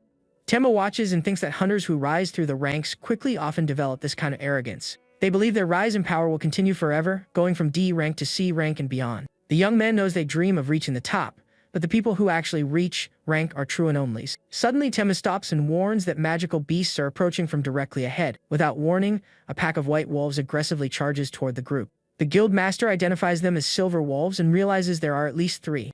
One of the hunters immediately shouts for everyone to prepare for the battle that is about to begin. Hunter Mayumi raises her staff and casts a shield spell to protect the team. A golden energy barrier forms around the group, ready to block the monster's attack. Meanwhile, another mage prepares a barrage of magical arrows for the counterattack. The guild master also prepares for combat, releasing a golden aura shaped like a wolf. The mage then gives the command and fires hundreds of energy projectiles toward the enemies. The arrows strike one of the silver wolves directly, causing several small explosions across its body. Hit head-on, the monster falls to the ground completely defeated after the powerful area attack. With the first enemy out of the way, the guild master leads the advance from the front line. The hunters surround the remaining creatures and begin attacking them relentlessly with their swords. Watching from a distance, Tenma admits that the guild is not bad and would easily clear the portal if this were a normal place. However, the guild master realizes something is wrong because the real problem is only just beginning. He understands the situation when he sees that the wolves are being influenced by the growth demon. A dark aura surrounds the creatures, making them far more aggressive and powerful than before. Taiga becomes furious when he realizes how dangerous the situation has suddenly become. He shouts for everyone to retreat inside the shield because the wolves have now become a real threat. The guild master is shocked to see that they remain standing even after taking hits to their vital points. Surrounded by empowered enemies, the guild master begins to be completely overwhelmed. To help, the mage fires her magical arrows again in an attempt to hold back the monsters, but this time, the projectiles are blocked by a strange energy protecting the creatures. The mage becomes desperate when she realizes her magic simply no longer works against them. The wolves' energy barrier begins to crack, but it still manages to withstand the impact of the attacks. Soon after, the barrier breaks, and the wolf mercilessly charges one of the hunters. The empowered creature's attack easily sends one of the guild members flying. The situation spirals out of control, and the silver wolves begin defeating the hunters one by one. Even Mayumi is hit and screams in pain as the monster's attack sends her flying. Desperate, Taiga shouts for his team not to retreat and to keep fighting until the end. Tenma explains to Yuna that the boss's demonic aura spreads outward and strengthens every nearby monster. He says this ability to strengthen armies is one of the reasons demons are so dangerous. Taiga now faces an even stronger wolf that has evolved enough to use fire attacks. Yuna realizes the monsters are far too strong for D rank and asks whether they should help. Tenma replies that he is not sure they can afford to help, and then his perception skill activates. Using the ability, the young man expands his senses to map the entire area around them. His sharpened perception detects a new and enormous threat rapidly approaching. The hunter realizes that an entire horde of silver wolves is running toward them. Before he can react, one of the wolves in the horde leaps forward and attacks him directly. Without wasting any time, Tenma draws his sword, which glows with intense energy, to defend himself. With a quick strike, Tenma defeats the wolf, and the system informs him that his level is locked, so he only gains points for now. He is satisfied with the power of his sword, Soul Eater, which proves to be a much sharper rare item than he expected. However, the rest of the horde keeps advancing, and Tenma prepares to face several enemies at once. He focuses and channels energy into his sword, ready to fight every monster surrounding him. Suddenly, the young man notices that Yuna is preparing to use some kind of support ability. Golden energy chains rise from the ground and completely bind all the silver wolves charging toward them. In an instant, the hunter's ability manages to immobilize the entire horde of attacking monsters. Seeing the opportunity, Yuna shouts for Tenma to hurry and finish the enemies while they are restrained. Tenma is impressed because Yuki Shurigane's younger sister really is a highly skilled SSS rank hunter. Understanding the plan, the young hunter takes advantage of the opening and prepares a powerful sword attack. With a single X-shaped slash, he unleashes a massive strike that hits all the wolves at once. The attack is so powerful that it wipes out the entire horde in the blink of an eye, ending the battle. Yuna is left completely speechless after witnessing the hunter's incredible display of power. With the monsters defeated, a strange energy begins to rise from the bodies lying on the ground. The system informs him that the Soul Eater sword is consuming the souls of the defeated monsters. Thanks to this, the sword's soul concentration rises to 13%, making it stronger. Meanwhile, Yuna notices that the Roman guild group is still fighting the other wolves. Their situation is terrible, with several hunters being injured by the evolved monsters' attacks. Amid the chaos, the guildmaster desperately shouts and asks the two of them to come help. But Tenma coldly replies by asking whether he was not the one who told them not to touch his prey. The leader becomes furious and cannot believe the young man would say something like that at such a critical moment. Before he can respond, the man is struck by one of the wolves and sent flying. Tenma and Yuna simply watch the guild being slaughtered, and the woman asks whether they should intervene. After the battle, the surviving hunters take a short break to catch their breath. One of the members confronts their leader and asks whether he really plans to keep moving forward like this. Mai agrees and says there is no way they can continue because the monsters are far too strong for the group. Taiga becomes irritated and reminds everyone that this is only a D-rank gate and they should be able to handle it. He reveals that if they fail the mission, they will not be able to buy new equipment or pay off their debts. A hunter's life may look like a game, but they end up forgetting that monsters are dangerous beings from another world. Yuna approaches and warns that continuing is dangerous because monsters inside an irregular gate are much stronger. Taiga, however, refuses to listen and questions her authority, asking whether she has any proof. He claims that the guild is in charge of the mission and tells the association hunter not to interfere. The guildmaster turns to continue, but one of his members stops him with a frightened expression. The hunter stammers her leader's name, trying to draw his attention to something that appeared behind him. Terrified, she points toward the darkness of the forest, where a new and enormous threat has appeared. Deep in the darkness, two enormous glowing red eyes stare at the group of hunters in the camp. Suddenly, a gigantic paw surrounded by a red aura steps into the clearing with incredible force. The true dungeon boss, a colossal wolf, finally appears before them, stepping over the bodies of the fallen monsters. The demonic creature lets out a terrifying roar that echoes throughout the dark forest. The sheer power of the roar creates a shockwave that sends every guild member flying. Lying on the ground, the guild members are completely terrified by the creature's enormous size. Unlike them, Tenma remains in a fighting stance, analyzing the new and dangerous enemy. Tenma confirms his suspicions when he sees that the colossal wolf is the true boss of the gate. The creature's presence is so overwhelming that it paralyzes every guild member with pure fear. The system reports that the silver wolf boss released a roar affecting everyone across a wide area. The monster's roar inflicts a state of fear on the hunters, causing them unbearable headaches. Feeling the effect, Tenma shouts for Shirogane to use her escape magic as quickly as she can. Yuna fights against the mental pressure but warns that she cannot concentrate and will not be able to hold out much longer. Tenma's resistance to the effect causes the system to reward him with the new mentality skill.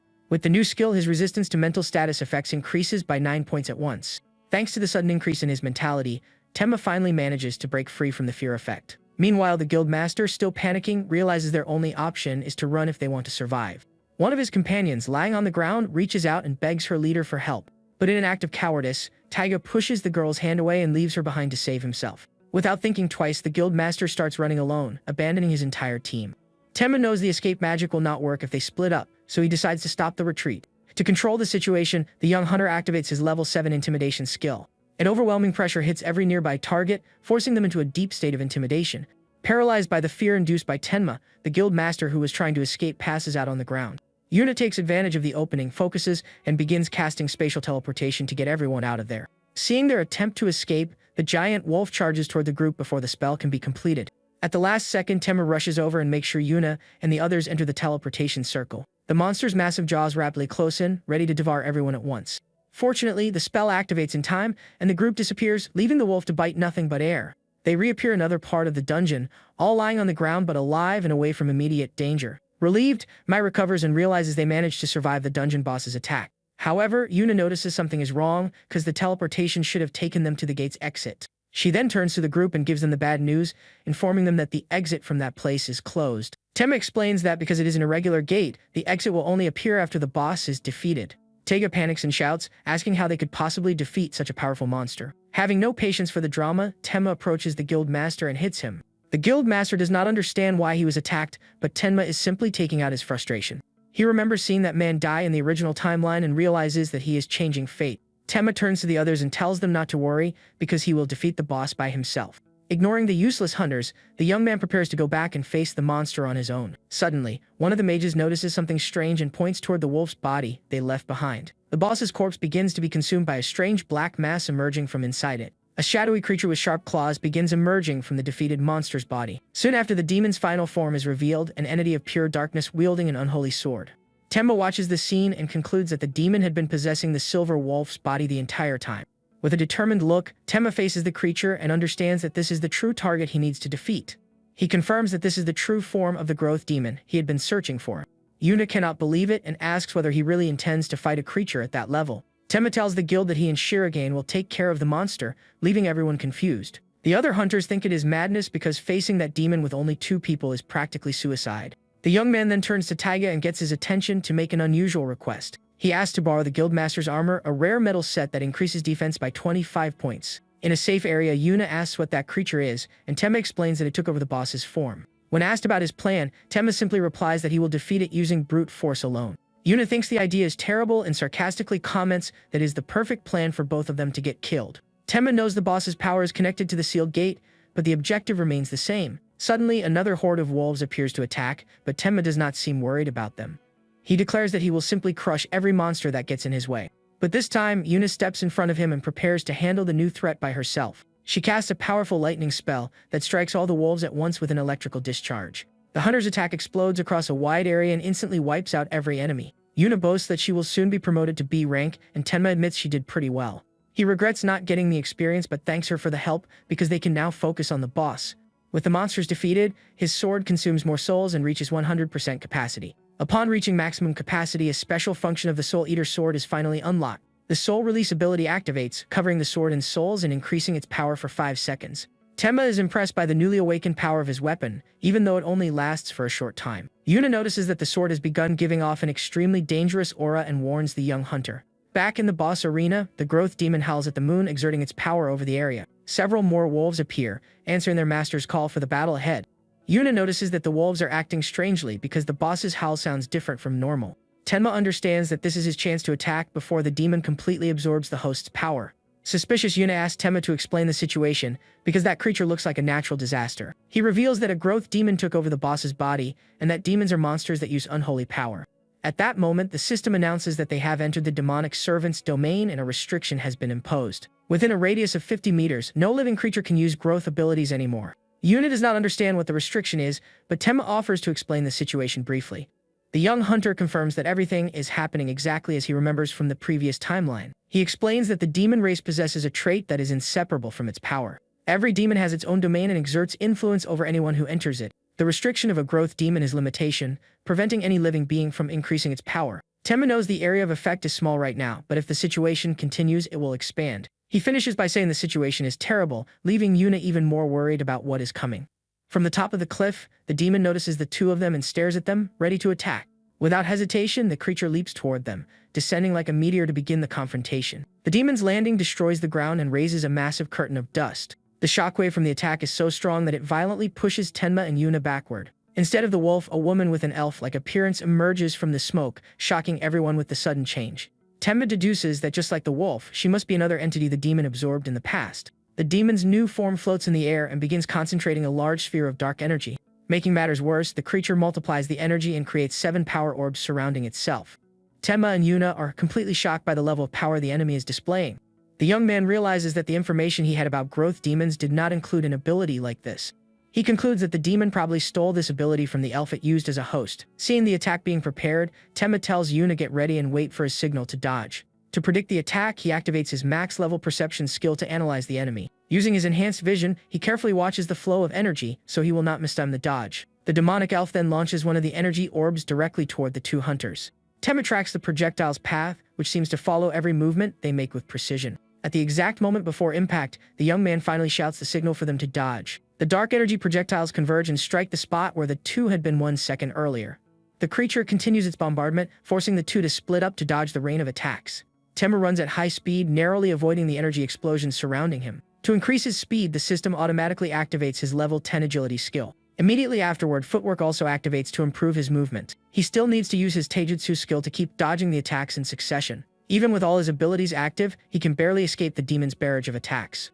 Gasping for breath, Tenma is stunned that he needs 4 active abilities just to dodge the attacks. He realizes that without the armor he borrowed, he would already be defeated, and he acknowledges the demon's strength. Determined, he decides that he needs to attack before the enemy prepares its next offensive. The demon looks slightly bored and begins preparing another energy orb to attack. Seeing an opening, Tenma charges forward at high speed to attempt a direct counterattack. However, the creature notices him and creates a much larger and more powerful sphere of energy to stop him. Desperate, the young man shouts for Yuna, asking for help with the critical situation. The hunter understands the message and summons dark energy chains that emerge from the ground. The chains strike the demon directly, binding its arms and interrupting the spell casting. With the enemy immobilized, Yuna shouts for Tenma to take the opportunity and attack with everything he has. Without wasting a second, the young hunter charges forward to unleash his most powerful strike. He prepares to use one of the techniques he learned, the famous Kirishima sword style. Tenma channels all his energy into the blade and unleashes the powerful straight-line slash. A massive beam of light tears across the battlefield and strikes both the demon and its orbs head-on. After the attack, Tenma lands on the ground, confident that his decisive strike finally worked. He turns to look at the result but realizes the enemy's presence has not disappeared. To his surprise, the demon is still standing, now back in its giant wolf form. Even while gasping for breath, Tenma faces the enemy with a smile because the battle is far from over. Tenma realizes the demon changed into its wolf form only to minimize the damage from his attack. At the same time, the transformation gave the creature enough strength to break free from Yuna's chains. Seeing the enemy free and ready to attack again, Yuna shouts for Tenma to be extremely careful. The demon then uses the elf's magic and begins forming a sphere of dark energy inside its mouth. The creature fires the orb, which splits in midair and transforms into several homing projectiles. A true rain of dark energy falls over the battlefield, forcing the young hunter to retreat. The young man realizes the demon is using the wolf's physical strength and the elf's magic at the same time. One of the projectiles catches up to him and is about to explode against his back at full force. Tenma narrowly avoids the direct hit, but the explosion's shockwave still strikes him hard. The attack is so powerful that it leaves him somewhat dazed even without a direct hit. Seeing the situation getting worse, Yuna prepares to intervene and conjures a magic circle in her hand. Taking advantage of the small opening, Tenma regains his composure and charges forward once again for a direct attack. He uses straight-line slash again and strikes the wolf directly in the chest with his blade of energy. The demon screams in pain as the strike tears through its body and deals massive damage. The impact is so powerful that it throws the creature backward, sending it crashing violently into the ground. After using the technique twice in a row, Tenma lands exhausted, feeling the strain throughout his body. But he notices that the demon's energy orb has split into several projectiles now targeting him. Without even having time to breathe, the young man is forced to escape another barrage of attacks. He runs desperately across the battlefield, narrowly dodging the dark energy explosions. Tenma knows he is at a disadvantage in a battle of endurance and needs to come up with a plan quickly. Suddenly, he sees Yuna being captured by one of the demon's dark energy tentacles. The hunter tries to break free, but realizes her mana is running out and she will not last much longer. Another tentacle rises from the ground and attacks Tenma, who manages to dodge at the last second. Meanwhile, the pieces of the demon's body that were cut off begin moving on their own across the ground. Tenma realizes those pieces cannot regenerate, confirming that his attacks are working. With that information, he understands that all he needs to win is a single opportunity. He only needs one chance to land a decisive strike on the creature's main body. Without hesitation, he charges forward and delivers another powerful slash that severely wounds the demon. Even while injured, the creature endures the attack and prepares a furious full-power counterattack. Tenma knows he still has one final card up his sleeve, a single powerful strike he saved for the end. He can use his sword's soul release, which drastically increases his power for 5 seconds. The problem is that with only 5 seconds, he needs a plan to guarantee the strike works. Amid the chaos, he shouts Yuna's name to put his desperate strategy into action. The hunter has no idea what he is doing when Tenma runs toward her instead of attacking the monster. Without giving her time to react, the young man lifts her up and throws her over his shoulders to carry her.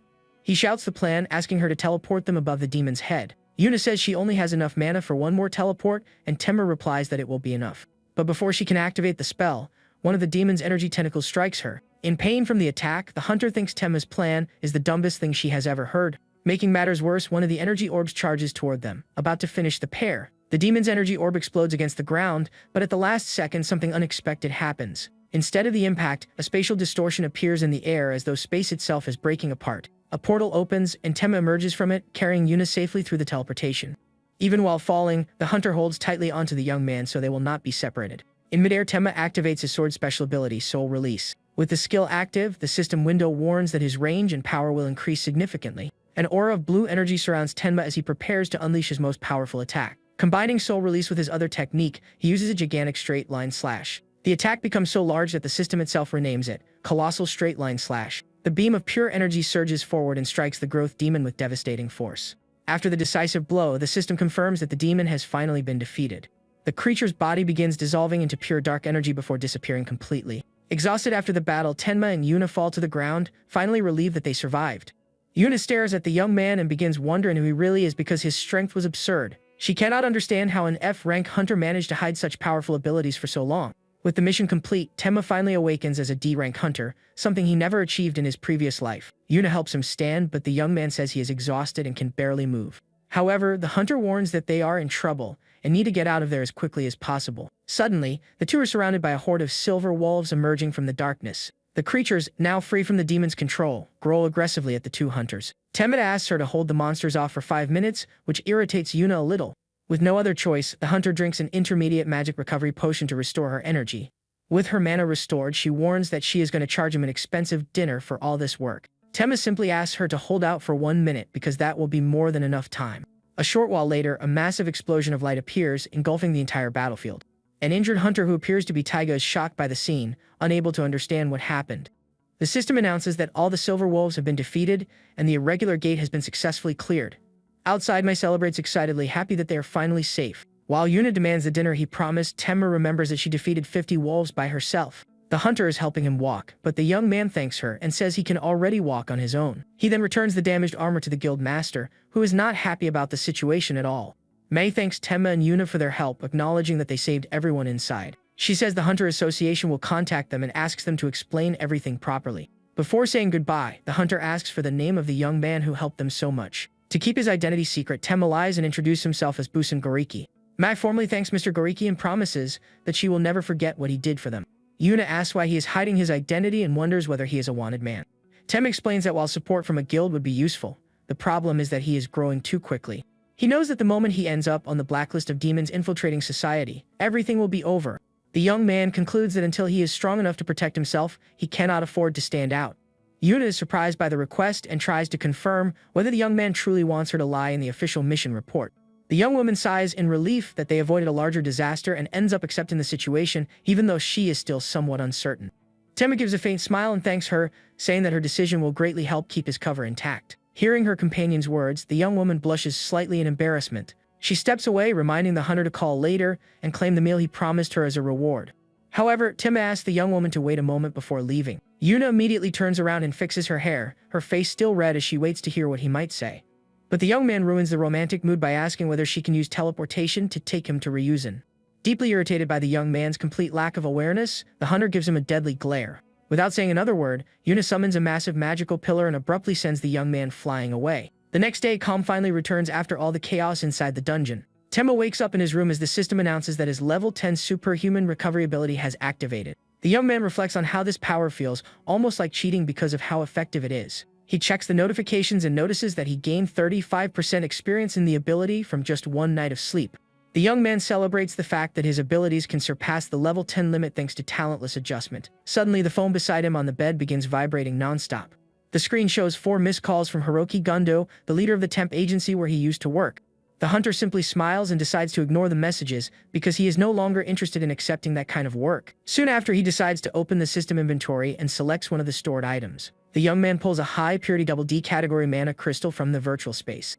He calculates that even though it came from a weak area, the crystal is excellent quality and should be worth around 500,000 yen. The system then announces that the limit break mission has been successfully completed, granting major rewards. The young man sits up in bed, extremely interested when he realizes a new causality reversal shop has been unlocked. The rules explain that at maximum level, he receives points, and Temma notices that he already has 500 available to use. He studies the interface of the new feature and realizes that for now, only the consumable items section is available. Looking through the options, the young man focuses on the treasure acquisition potion, which costs exactly the number of points he has. Temma reflects that throughout his entire journey, the system has never given him anything that put him at a disadvantage. Trusting that logic, he confirms the purchase and decides to spend everything to obtain the mysterious item. The bottle appears in his hand, stating that its effect reverses causality to point out the path to a treasure for 1 hour. Temma concludes that money is a crucial weapon for clearing gates and decides he has nothing to lose by testing the item.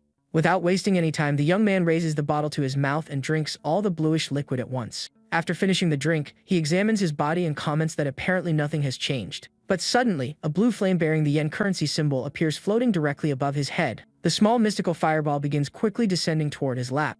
The magical flame lands directly on the screen of his phone lying on the bed. The bluish flame is completely absorbed by the device, lighting up the screen once again. Hiroki's notification reappears, and Temma deduces that the potion's effect wants him to return his former boss's call. Determined to follow the treasure clue, the young man picks up the phone and finally makes the call. On the other end of the line, a furious blonde man shouts, ordering the young man to come to the office immediately if he does not want to die. Instead of being frightened by the threat, Temma breaks into an excited smile because he can already imagine what kind of treasure is waiting for him there. On the other end of the line, the agency leader becomes completely furious after hearing the young man's provocative response. Without being intimidated, the protagonist simply tells his former boss to stay exactly where he is. Following the glow of the small bluish flame, the young man finally arrives at the temporary job agency's headquarters. He walks silently through the building's empty hallways, guided the entire time by the magical item's power. The mysterious light stops directly in front of a closed door, indicating that the objective is right inside. The young man carefully opens the door while wondering whether there really could be some kind of valuable treasure in that place. As soon as he enters the room, he quickly dodges a surprise attack launched by someone who is extremely angry. The attacker is the agency leader himself, who blames the young man for losing a major deal because he ignored his calls. To punish the hunter's disobedience, the man orders his 2 henchmen to teach the young man a proper lesson. Temma reflects that his former boss is just an ordinary person with no special abilities at all. Activating his memory search skill, the system displays memories of the many cowardly beatings the young man suffered in the past. He remembers that Gondo could only overpower him because he relied on the strength of 2D rank hunters named Masato and Taiji. One of the men grabs the young man's chin intimidatingly and asks why he is staring at him like that. Noticing the former employee's unusual attitude, the blonde leader orders the hunters to begin disciplining him immediately. Keeping a calm expression, Temma grabs the attacker's arm and comments that they still do not understand the new situation. The young man analyzes his opponents and concludes that the abilities of those 2 probably reach level 5 at most.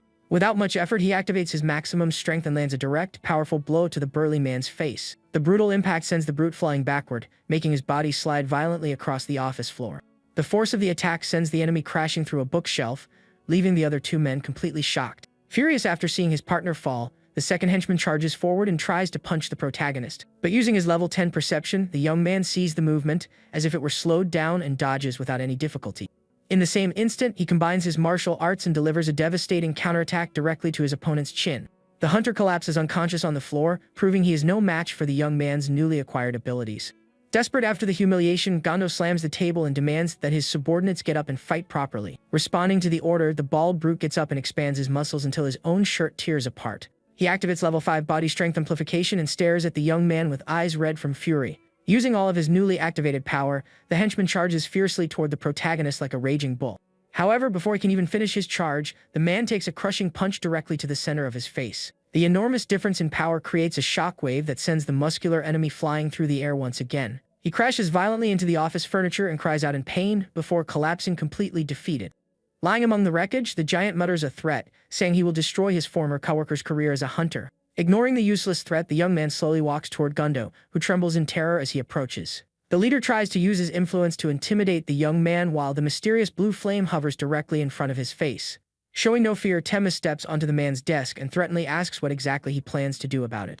Faced with the young man's true strength, the 3 cowards kneel on the floor and apologize for everything they have done. The protagonist approaches his former boss to collect old debts, and the man promises to cover every expense from now on. But the young man soon ignores the pleading and walks around the room searching for the supposed money indicated by the system.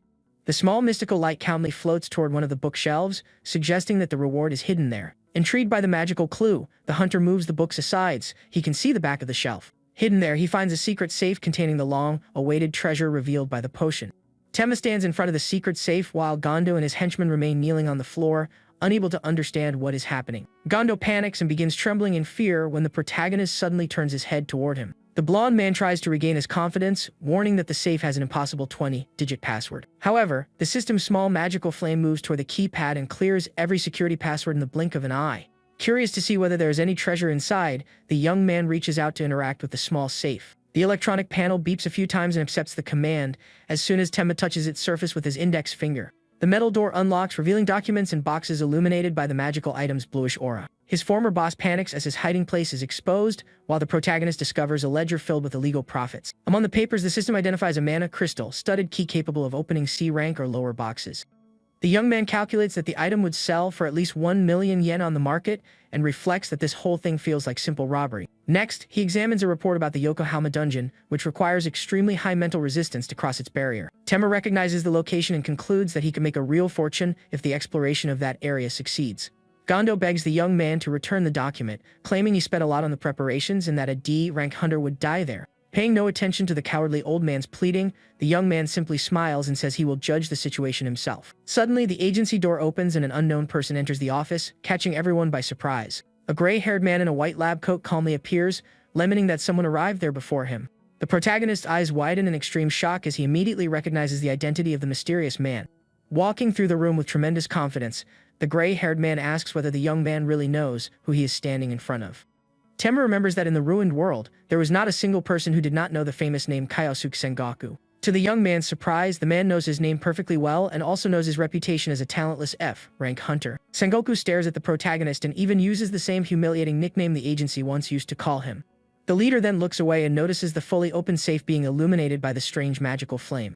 Holding the documents firmly, the hunter maintains his composure and calmly asks whether that is what the visitor was looking for. The gray-haired man shows slight surprise at the young man's intuition and takes the report to examine its contents more closely. Desperate, Gondo throws himself to the floor and shouts that the visitor must not touch those documents under any circumstances. However, Sengoku delivers a fast and brutal strike to the blonde man's neck, silencing the agency leader in a fraction of a second. Gondo collapses unconscious on the office floor, demonstrating the absurd difference in power between him and the gray-haired man. The newcomer looks at the fallen body and sarcastically asks why he lied about not having the document. Ignoring the confusion, Sengoku thanks the protagonist for his help and says he would like to show his gratitude another time. Before leaving, he places a card in the hunter's hand and patiently asks the young man to call the number in 1 week. Tenma stares at the small piece of paper, unable to believe that he just received the direct contact information of such an important figure. Sengoku was known as an S-rank hunter and the leader of a massive intelligence organization that predicted the demon invasion. The protagonist remains frozen as he watches the powerful leader turn around and calmly walk toward the door.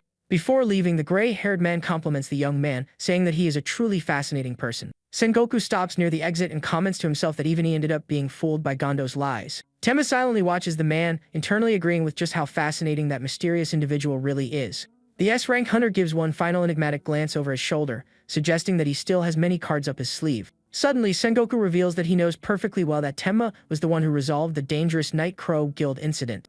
Recalling the intense battle from the past, the man assures him that he has no intention of blackmailing the young man with that information. However, he admits that he is very curious about the young man's motives and says he would love to hear the whole story at their next meeting.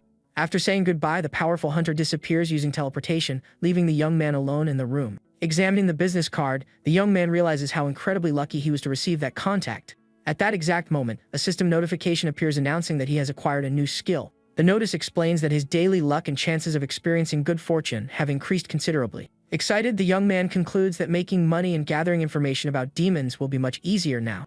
However, a new warning announces that the treasure acquisition potion's effect has finally ended. The consumables shop reveals that he would need a large number of points to purchase more valuable items. Even so, the protagonist calms down after remembering that he can still acquire the talent potion in the future. Holding the documents, Tenma decides that his next step is to level up and obtain proper equipment. Without wasting any time, the hunter heads to the busy shopping district, focused on items for explorers.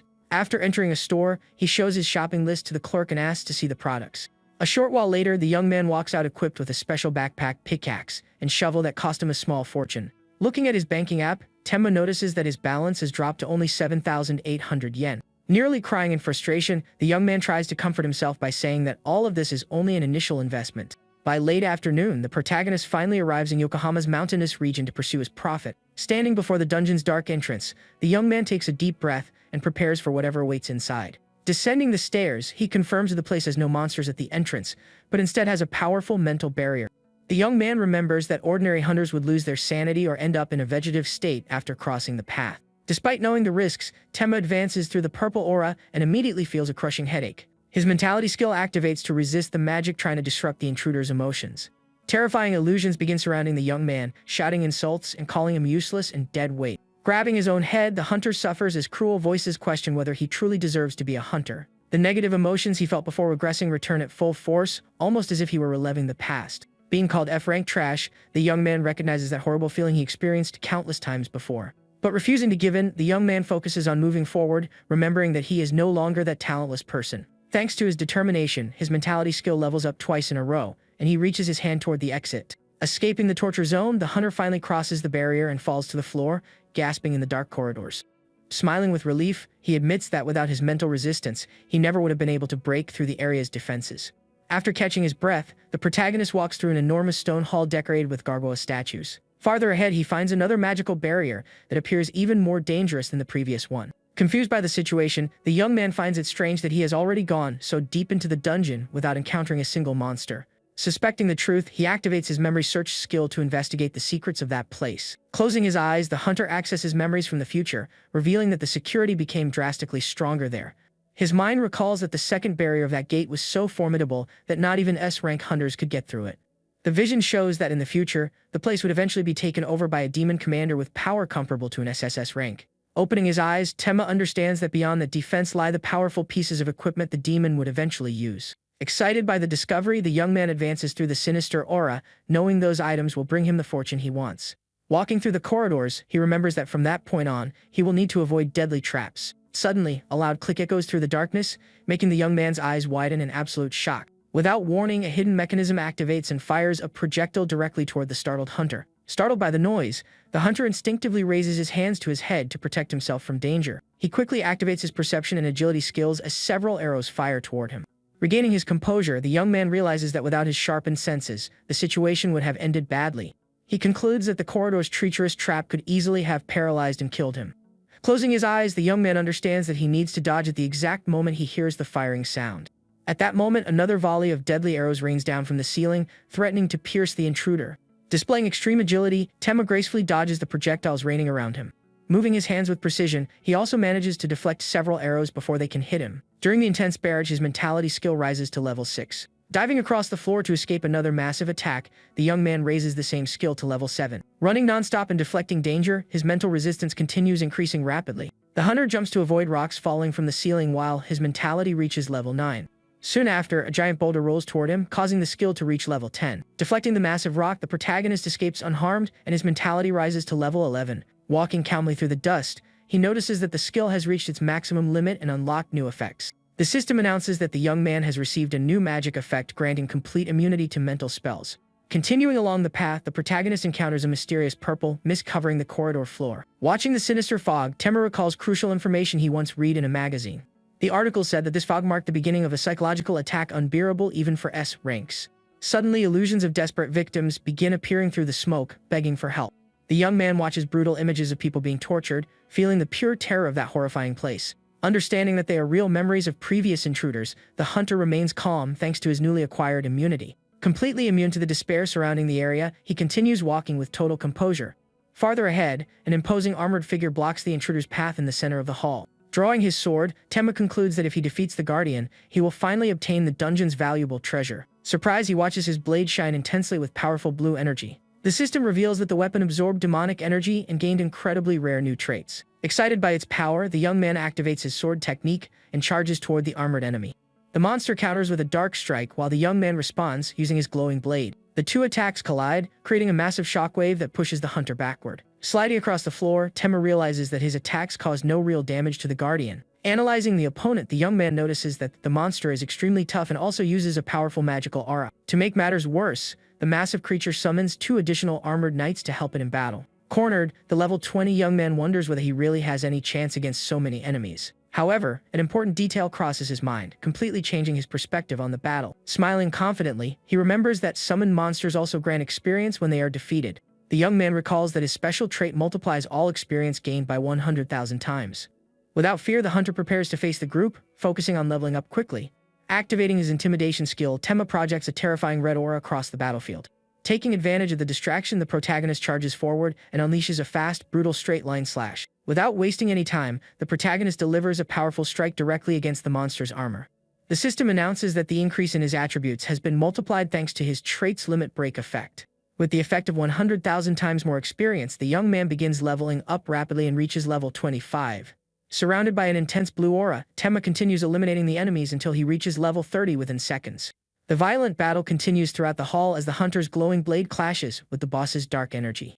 The main enemy's monstrous strength manages to push the young man backward during their exchange of blows. With impressive agility, the young man jumps to avoid a deadly attack that destroys the stone floor. His perception and martial arts skills activate to help his body keep up with his new attributes. Flying over the enemies, the young man spins in the air while preparing a devastating attack against the armored group. The young man slams into the ground with massive force, spreading his blue aura and defeating the smaller monsters. Defeating the summons causes his experience to skyrocket again, pushing his level up to 39. Upon finally reaching level 40, the hunter notices that the creatures stop appearing in the hall. Now only the terrifying dungeon boss remains on the battlefield, holding its enormous purple sword. The enemy swings its weapon, creating a massive wave of dark energy that tears through the floor tiles. Preparing his trump card, Tenma activates his maxed out straight line slash to counter the attack. The hunter charges forward like a blue bolt of lightning, piercing through the air toward the corrupted creature. His glowing blade strikes the armored knight directly in the chest with impressive speed. The violent clash of energies creates a massive explosion that completely lights up the dark corridor. Passing through his opponent's body, the young man finishes the strike, leaving a trail of light behind him. The young man's sword absorbs the monster's energy, permanently gaining 3 additional attack points. The system announces that he has reached the maximum level and will now receive special points instead of experience. Looking at the fallen boss, the young man receives confirmation that he cleared the dungeon and will receive his rewards. The hunter becomes excited, remembering that unlike normal gates, dungeons always grant an item at the end. A golden light appears floating in front of the young man as he wonders what kind of item the demon left behind. The young man reaches out with both hands, amazed as he receives the precious reward he wanted so badly. To his complete surprise, the magical light reveals only a simple-looking gray ring. Regaining his composure, he smiles and mutters that he definitely should not judge equipment by its appearance. The window reveals a unique defense ring that provides 10 extra points but has its main functions sealed. Reading the information, the young man excitedly discovers that it is a rare growth-type accessory. He happily concludes that the ring will grow stronger by consuming the enormous amount of multiplied experience he receives. The system displays Tenma's status, confirming that he has reached D rank and his progress is locked at level 40. A message warns him about the level cap and informs him that a new mission has been created to unlock further levels. The objective of this new mission is to collect 3 demonic sources to further evolve his attributes. Surprised by the task, the young man wonders whether the system knows about his goal of preventing the world's invasion. Analyzing the screen, the hunter concludes that the collection request is far too precise to be a simple coincidence. Tenma remembers that the demons took time to invade because the human world was different from their own environment. To solve the problem, the monsters used demonic sources filled with immense corrupted energy. These dangerous relics were secretly scattered across the globe to prepare for the complete invasion of Earth. The young man recalls that in the future, a human traitor confessed all of these cruel plans before being executed. The criminal laughed at the crowd, saying they were fools for believing the demon invasion had appeared out of nowhere. Recalling the future confession, the protagonist envisions the traitor shouting that the demons had prepared for years before humanity noticed anything. The man restrained beneath the guillotine reveals that the monsters secretly gathered demonic sources to carry out the demonic energy project. With tears streaming down his face, the criminal desperately cries that he truly did not know the truth about the plan. With an empty stare, he regrets not realizing sooner that those creatures planned to completely wipe out humanity. Shortly after his sorrowful confession, the heavy guillotine blade falls, sealing the human traitor's fatal fate. Back in the present, Tenma concludes that destroying the demonic sources is the best strategy for stopping the enemy invasion from progressing. With his new objective clearly defined, the hunter touches the system screen, determined to check the rewards he received. The panel glows, displaying a notice that a special item is being generated due to his trait's limit break effect. An intense light fills the room as the young man excitedly wonders what the new weapon will be, since last time he received his powerful sword. As the magical glow fades, the young hunter's face is illuminated by the new reward that has just materialized. Holding the heavy equipment in both hands, he looks on in surprise as the system gives him a glowing blue magical spear. 1 week later, the protagonist calmly walks toward the enormous, modern hunter training center. Looking at the peace around him, the young man reflects that he never appreciated this sight before regressing and does not want to lose it again. The hunter takes out his phone and smiles faintly as he reads the messages that just arrived in his app. Yuna demands that he buy her a meal while Gondo sends apologetic messages, but Tenma decides to ignore both of them for now. The young man finally reaches the training center's entrance plaza, where several other armed explorers are also walking around. Staring at the luxurious building, the young man smiles in amazement at finally having the chance to visit such a famous place. He remembers that all elite hunters train there and decides to take advantage of the facility now that he has a decent budget. Suddenly, the deafening sound of a revving engine catches Tenma's attention, making his eyes widen. A red sports car speeds toward him and brakes dangerously hard right in front of the unsuspecting young man. Activating his max-out perception, the protagonist reacts quickly and slides backward, avoiding being hit by mere inches. Angry at the reckless driving, the young man glares at the vehicle and shouts, asking whether the driver is trying to kill him. Showing no concern, the luxury car's door opens and a hooded figure slowly begins stepping out. The mysterious driver stands before the hunter with his face hidden as he prepares to speak. Lowering his hood, the young man reveals his unmistakable blue hair, leaving Tenma completely surprised by the reunion. The young man's eyes widen as he recognizes the swordsman he met during the hunter license exam in the past. Illuminated by the sunlight, the newcomer smiles warmly while the protagonist still tries to process why he is there. Calling Tenma his master, the excited Teo Kirishima celebrates their unexpected reunion at the luxurious training center. The blue-haired young man boasts that he bought the sports car with the signing bonus from his new guild. Curious about his talented companion's path, the protagonist hears that he joined the famous Guardian Guild. The organization is one of the country's 3 most powerful and influential guilds, reigning at the very top of the national rankings. Tenma remembers that the organization's leaders recognize Kirishima's undeniable talent as a true sword saint. Changing the subject, the hunter sighs tiredly and politely asks the swordsman to stop calling him master all the time. Tayo asks why, and Temma explains that such a formal and exaggerated title feels like far too heavy a burden. Scratching his head, the protagonist suggests that he choose any other nickname, since calling him Big Brother also feels strange. Putting a hand on his chin, the swordsman thinks for a moment and rules out calling him Sir, saying it does not fit their style. Losing patience with the pointless discussion, Temma turns his back and starts walking again, leaving the young man behind. Desperate not to lose sight of his idol, Tayo runs after the hunter, asking him to wait. At reception, Temma is shocked to see that the cheapest room costs 50,000 yen and decides to rent only the A-level room to test it. But before he can pay, Kirishima appears beside him with a smile and hands over a luxurious black card to cover his master's expenses. The receptionist says she will guide the young swordsman to the center's luxurious VIP training room. Looking at the tablet, Temma nearly falls backward when he discovers that the room costs an absurd 3 million yen per day. Showing off his premium card, Kirishima invites his master to come with him without having to pay anything at all. Inside the massive special facility, the two encounter hyper-realistic holograms of dragons flying through the air. Without wasting time, Temma tests his strength and throws the new magical spear at the wall with tremendous power. The weapon embeds itself in the structure with a massive explosion, proving that it has impressive destructive power. Excited by the result, the hunter easily pulls the weapon back in his hands and continues testing it. The screen reveals that the returning spear is a unique item that returns to its user through thought alone. Kirishima approaches in amazement at the new weapon and curiously asks what techniques the protagonist knows how to use. Noticing the notice that his throwing skill's accuracy has increased, Tenma bluntly replies that he simply threw it hard. Holding the spear up close, the young man concludes that it will be an excellent secondary weapon because of its massive instant damage. Suddenly, the virtual monsters created by the training room begin roaring and launch their attack. Kirishima quickly draws his twin swords and jumps into battle, saying that he cannot afford to fall behind. Moving at terrifying speed, the blue-haired young man begins slicing through all of the enormous holographic dragons. Within seconds, he destroys a massive energy serpent with precise and aggressive slashes. Watching the scene, Temma praises his companion's incredible skill and admits that even he could not imitate it. Finishing his performance, Kirishima lands on the floor, sending a violent gust of wind through the room. However, the young swordsman drops to his knees, looking extremely frustrated with the result of his own attacks. Turning toward Temma, the young man asks to see the straight line slash again, showing that he still could not perform the move. The hunter simply explains that he needs to add the theory Temma taught him before and keep practicing the slashes. As Kirishima questions the strange advice, the protagonist bends his knees and focuses all of his aura.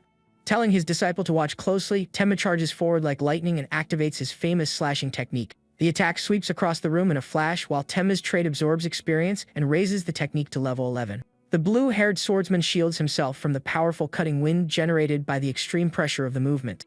Gliding smoothly across the track, the hunter sheathes his weapon as the trail of magic dissipates. Impressed, Kirishima hugs his master and promises to name that advanced technique after the protagonist's last name. Smiling with his sharp fangs, the young man praises the hunter's incredible ability to break through the limits of techniques. Before Temma can complain about his companion's excitement, his phone suddenly vibrates in his pocket. The hunter looks at the screen and is surprised to see that Kaisuke Sengoku is calling him right now. Pushing the swordsman's head aside, Temma says he has an urgent appointment and needs to leave. Without wasting time, the protagonist walks toward the gym's exit, leaving his impressed young disciple behind. Alone on the court, Kirishima clenches his fist and swears that one day he will perfect that attack. Sometime later, Temma meets the famous S-rank hunter for coffee on the terrace of a quiet establishment. Enjoying his drink, the gray-haired man sincerely thanks him for the incident, revealing that things have improved within the guild. Getting to the main point of the meeting, the experienced hunter says that he needs to show his gratitude in his own way. With a faint smile, Sengoku assures the young man that he follows a policy of always repaying valuable favors. Silently staring at the man, Temma remains cautious, thinking that he does not want to owe anyone unnecessary favors. His memories immediately travel back to the time before his regression, in the middle of the terrible, completely ruined world. In that desolate future, the gray-haired man made it clear that he did not help hunters who were unable to bring him useful information. Returning to the present, Temma bitterly concludes that Sengoku is far from the altruistic person the rest of the country believes him to be. Looking at the gray-haired man, the young man remembers that he acts only out of calculated self-interest and realizes that he must have become useful to him. With that in mind, the hunter places a heavy white bag on the table and asks whether Sengoku truly repays every favor. The gray-haired man looks inside the bag in surprise as the young man reveals that those are the crystals taken from the secret dungeon. Showing the enormous pile of glowing stones, the protagonist proposes using all of them as an ongoing currency of exchange between them. Looking at the experienced leader, the young man warns that this will not be their only deal and that he intends to keep supplying the items. Temma knows that selling so many crystals without a verified origin would be nearly impossible on the normal market without the support of a major guild. Accepting the proposal, the experienced leader assures him that he will not go back on his word to repay favors. However, the young man asks.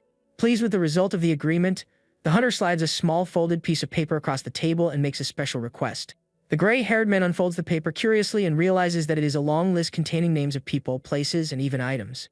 The young man internally explains that he wrote down everything he remembered from the future in an attempt to track down the demonic sources. Trusting the leader's incredible investigative abilities, Tenma asks Sengoku to use his network to locate those targets. Carefully examining the paper, the man murmurs that he would love to help but warns that the search will require an enormous operation. Maintaining his composure, the protagonist politely insists on receiving his help, and the powerful hunter finally agrees with a friendly smile. However, the gray-haired man suddenly calls him a D-rank mercenary, leaving the young man shocked that he knows his current classification. Sengoku shows him a tablet and explains that he needs an experienced explorer like Tenma to clear a dangerous D-rank dungeon.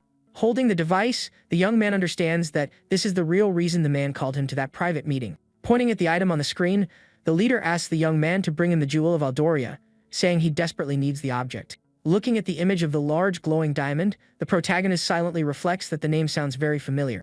The young hunter tries to find out whether he will be the only one participating in the mission, and the gray-haired man says he called other talented explorers. Looking at the young man enigmatically, Sengoku suggests that he meet his new teammates before anything else. A short while later, the young man meets a small group in a wooded area and greets them while trying to evaluate his new allies. Looking at the mysterious hunters in front of him, the young man hears someone suggest that everyone give a quick introduction. The burly man holding a massive shield introduces himself as Yakumo, the group's tank, and asks everyone to trust his defense. However, Tenma remembers that in the future, this tank became known as a truly awful person who cruelly abused newcomers. Next, the bandaged young man with long hair timidly introduces himself as Yozaki, revealing that he uses lightning magic. The protagonist immediately recognizes the young man as the future electric psychopath who would eventually become a murderous villain. Tired of all this, Tenma concludes that Sengoku only cares about results and listens as the pink-haired girl says she uses daggers in combat. Noticing the protagonist staring at her, the young woman asks why he is looking so intently while he tries to remember her identity. The girl coldly says that they do not need formal introductions because they came only to finish the job quickly. Interrupting the young woman, protagonist says the name Akane Hashimori, leaving her completely shocked and confused. The hunter smiles in relief after remembering the woman's identity and internally thanks Sengoku for bringing at least one decent person. Diving into his memories, the hunter recalls that people in the ruined future carried immense suffering and often lost their minds from the trauma. Among those survivors were bizarre people known as eccentrics, and the young man remembers that this girl was one of them. The girl survived only by stealing and spared no one, taking everything from demons, beasts, and even the most miserable refugees. Back in the present, the protagonist is surprised to find the young woman there while she asks who he is and why he keeps staring at her. Hiding his surprise, the young man formally introduces himself as a D-rank explorer who uses swords and spears in combat. With the introductions finally complete, Yakumo smiles excitedly and suggests that the group enter the dungeon and begin the job. Without wasting any time, the new team walks together toward the glowing golden portal waiting at the top of the hill. Staring at the magical energy, Tenma prepares himself mentally as the system announces their entry into the dangerous special dungeon. A floating notification confirms that every member meets the mandatory requirement of being D rank or lower. The moment they cross the barrier, the protagonist's eyes immediately widen at the completely unexpected environment. To everyone's surprise, the group appears in the middle of a massive scorching desert beneath an extremely intense sun. Suffering from the high temperature, the young hunters complain about the unbearable heat while Yakumo says he brought items to help. The tank pulls a small magical icebox from his bag, specially designed to relieve the team's extreme heat. Enjoying the cool air, Tenma concludes that the tank receives secret information from Sengoku, which is why he is leading the group.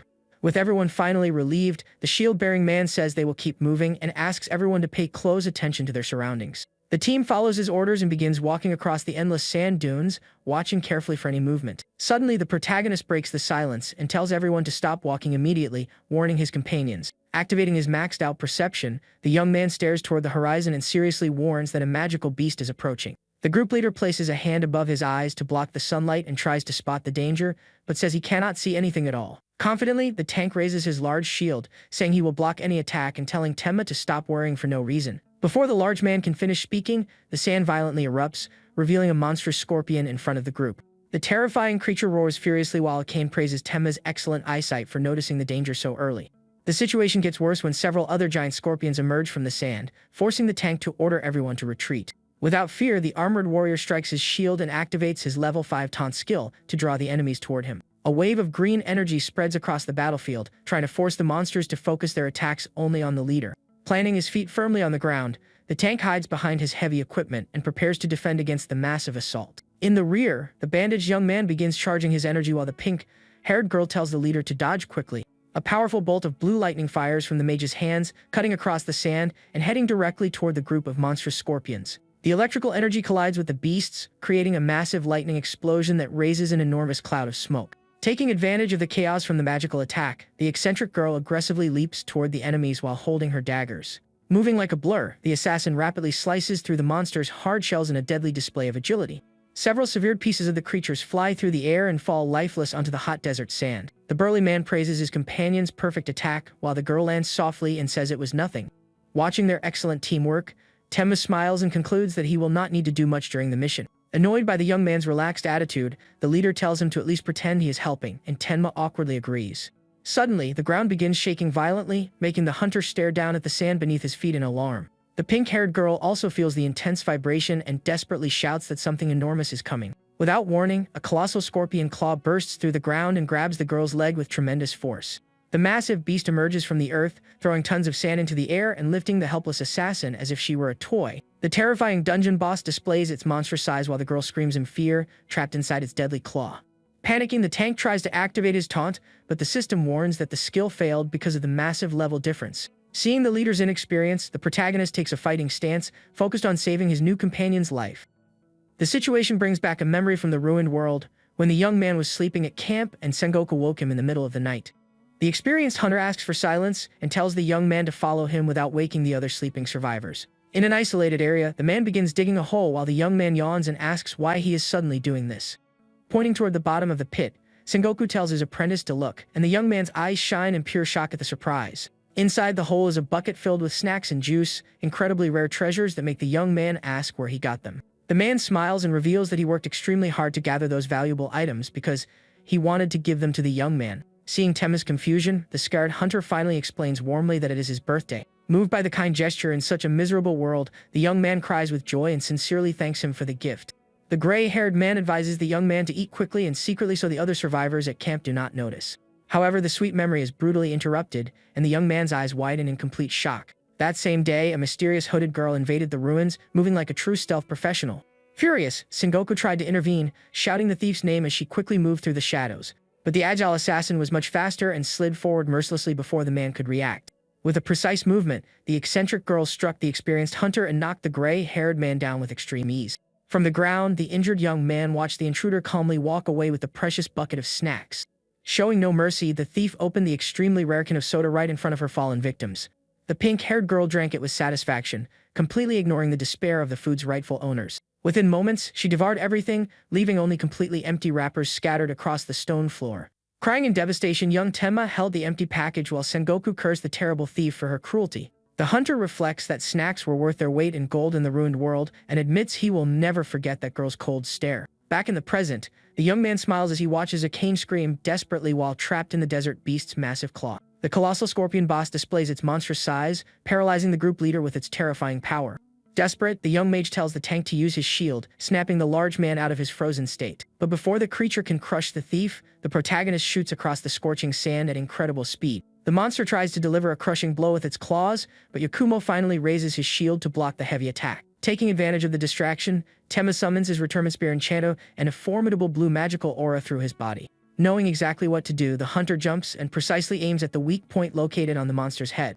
Using his level 11 throwing skill, the young man launches the weapon like a glowing meteor. With overwhelming destructive power, the spear pierces through the boss's hard shell and passes through its body in the blink of an eye. The devastating impact severs the creature's massive claw, freeing the assassin as she begins falling toward the ground. The protagonist quickly grabs the young woman by the legs to prevent a worse fall while she swallows dirty sand. Shocked by that absurd strength, the mage and the leader wonder why the newcomer was hiding so much offensive power. Coughing up dust, the pink-haired girl stares at her teammate in complete silence, utterly impressed.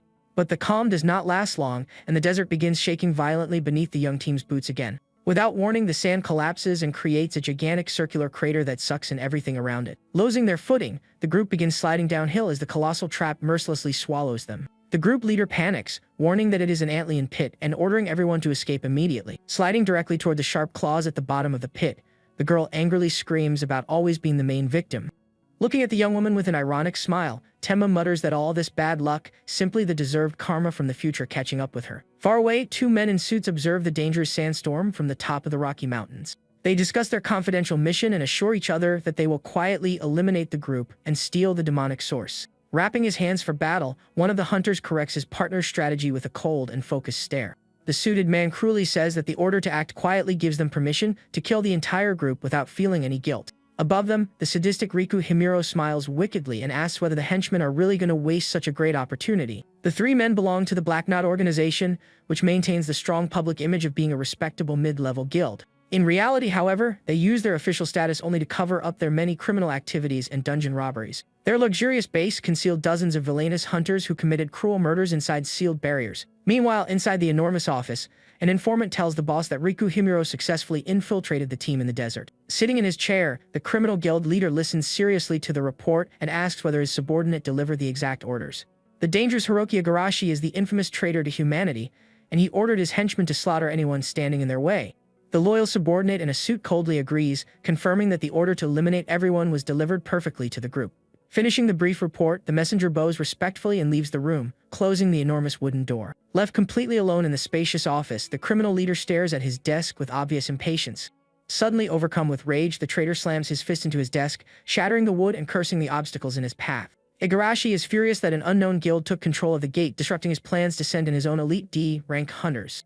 Trembling with pure fear, the villain realizes that if he fails to recover the demonic source, his mysterious master will kill him without mercy. Back in the scorching desert, the cruel trio from the Black Knot Guild watches the target's crater from high above the sandstone cliffs. The blonde man smiles maliciously and reminds his brutal henchmen that they already have official permission to slaughter the team. The criminal guild leader stares at the other man and declares that he is the one in charge there. Before he can react, the man is brutally grabbed by the throat by his opponent. The attacker presses the victim's face against the desert sand with overwhelming force. A swift and merciless strike cuts into the man's body, sending him to the ground while badly wounded. The subordinate struggles to remain standing despite his injuries while the attacker watches him with contempt. Furious, the man asks what they are doing and warns that everyone will die if they start fighting.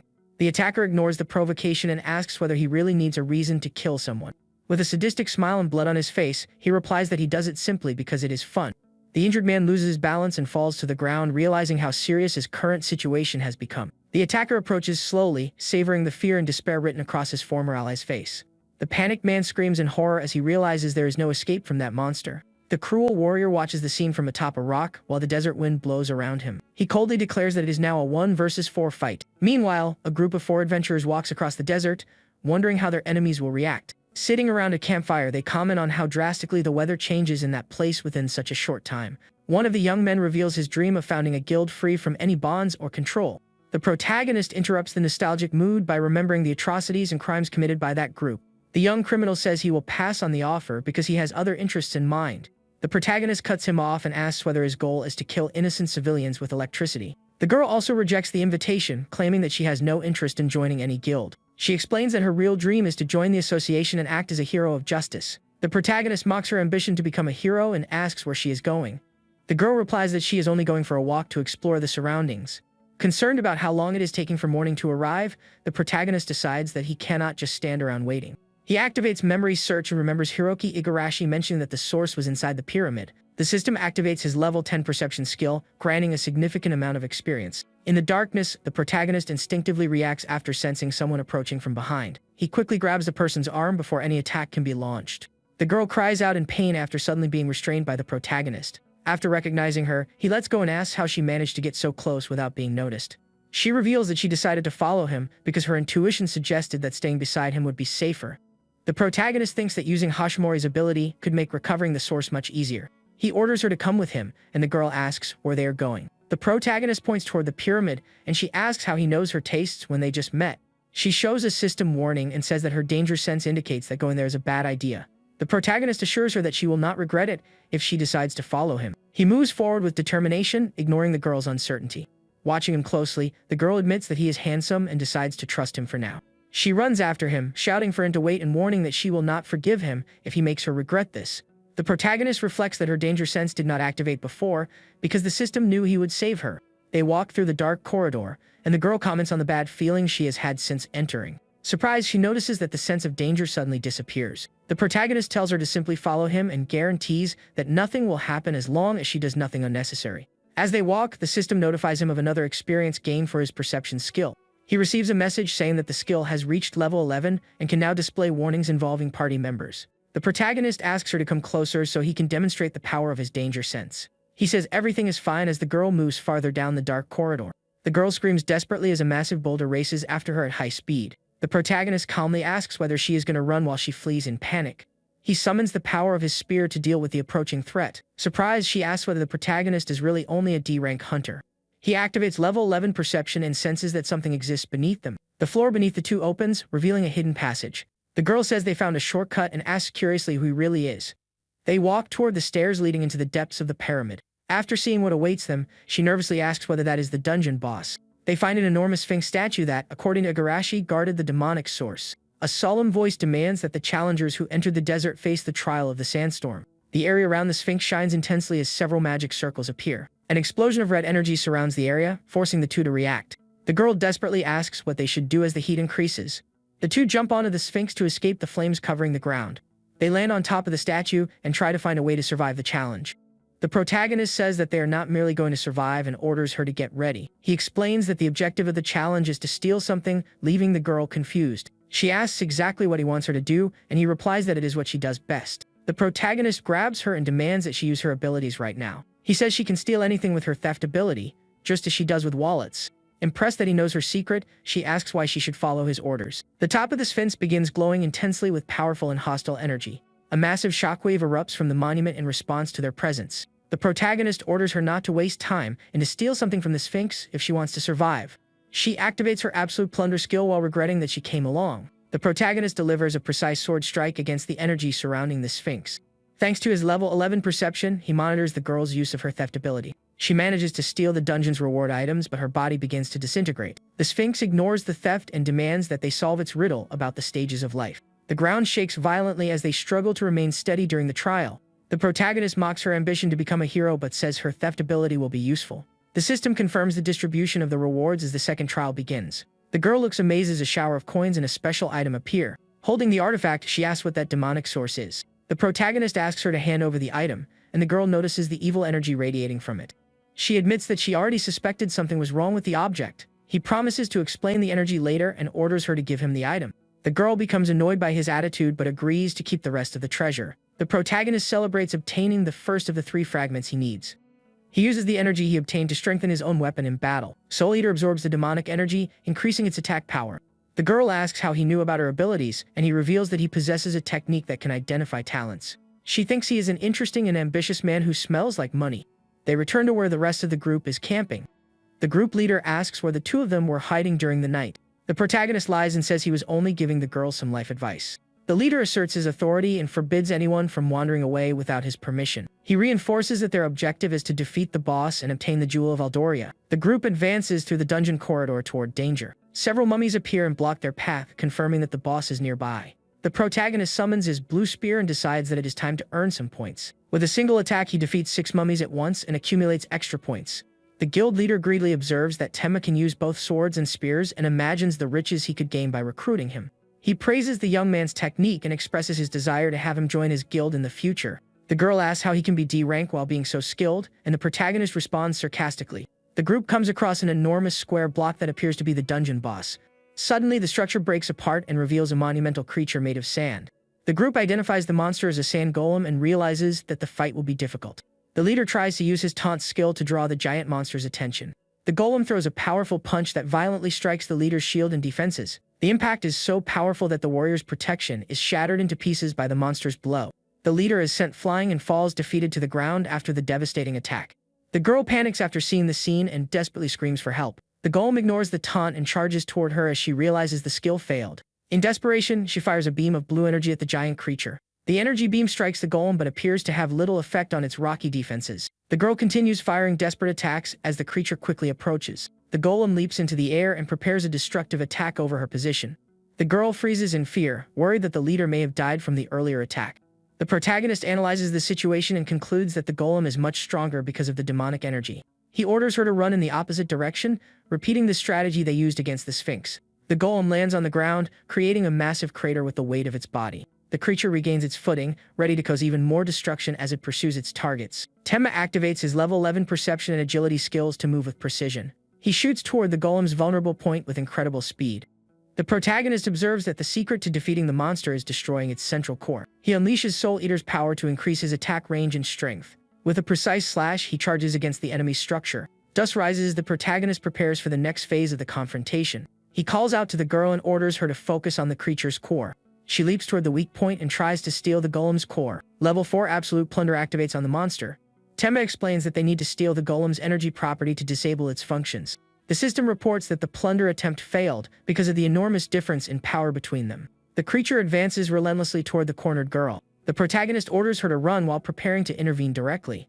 They race across the area while the golem destroys everything around it with its heavy footsteps.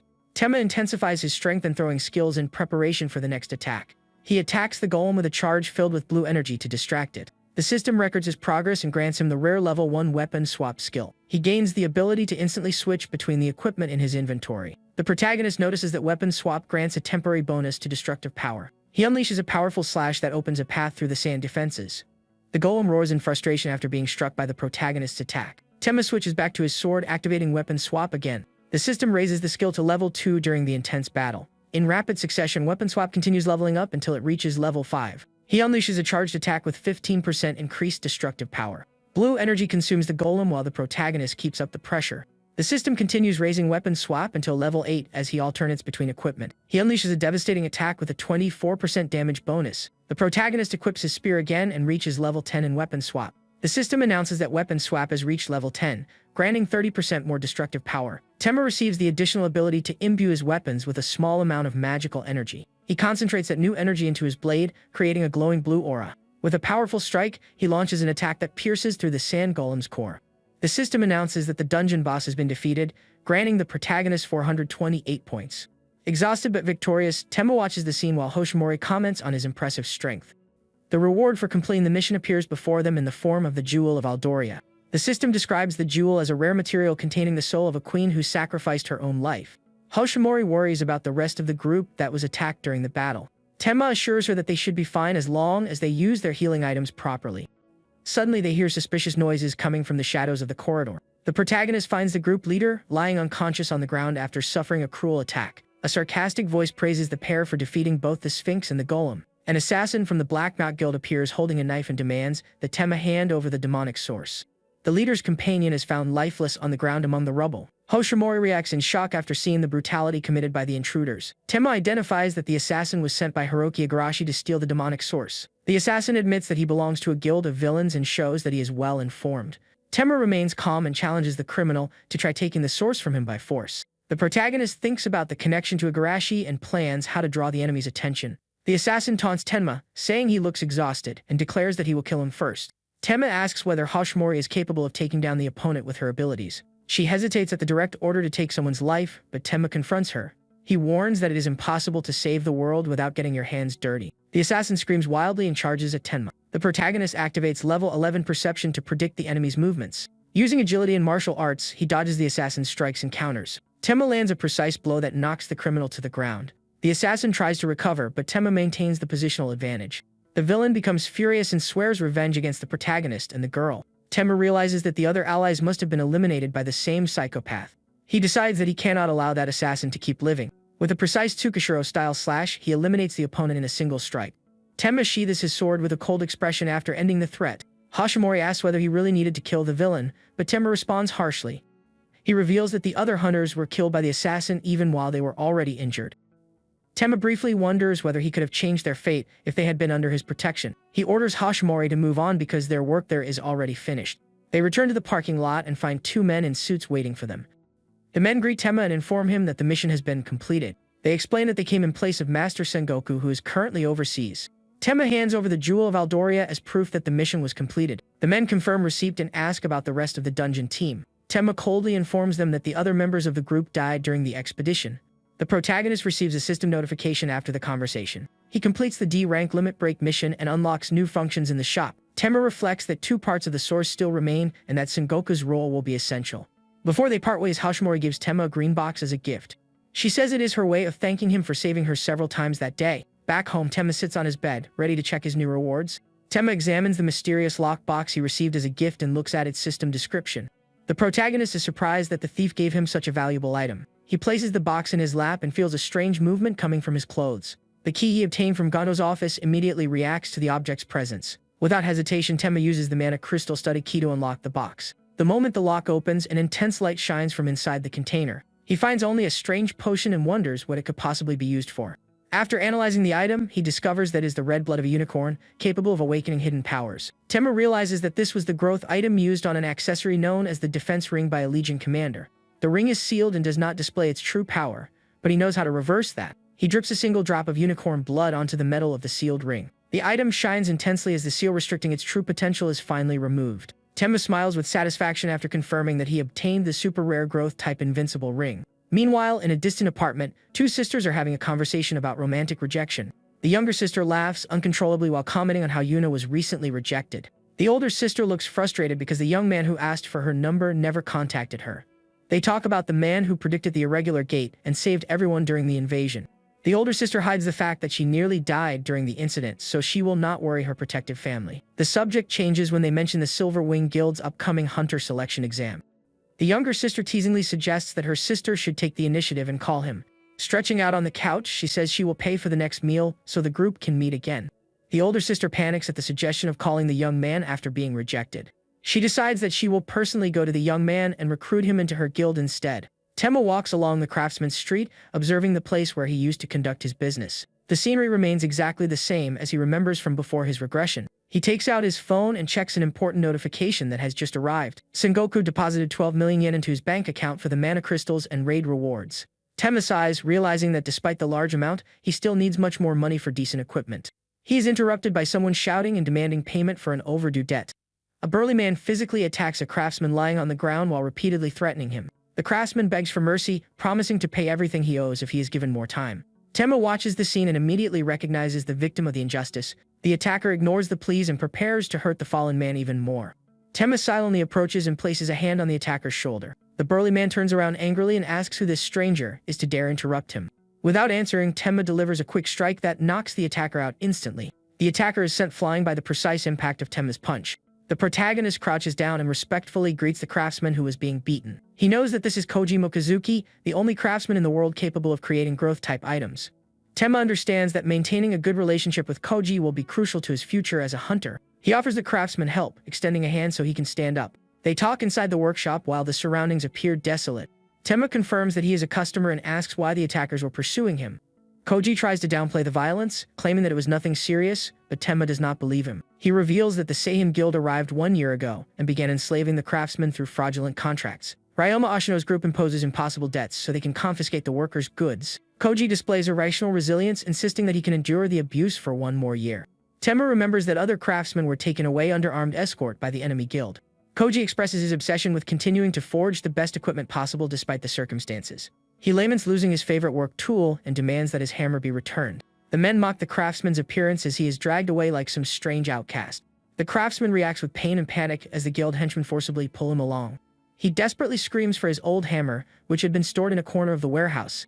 The attackers ignore his pleas and force him to move quickly through the area. Others watch the scene and comment on the man's unstable mental state as he is dragged away.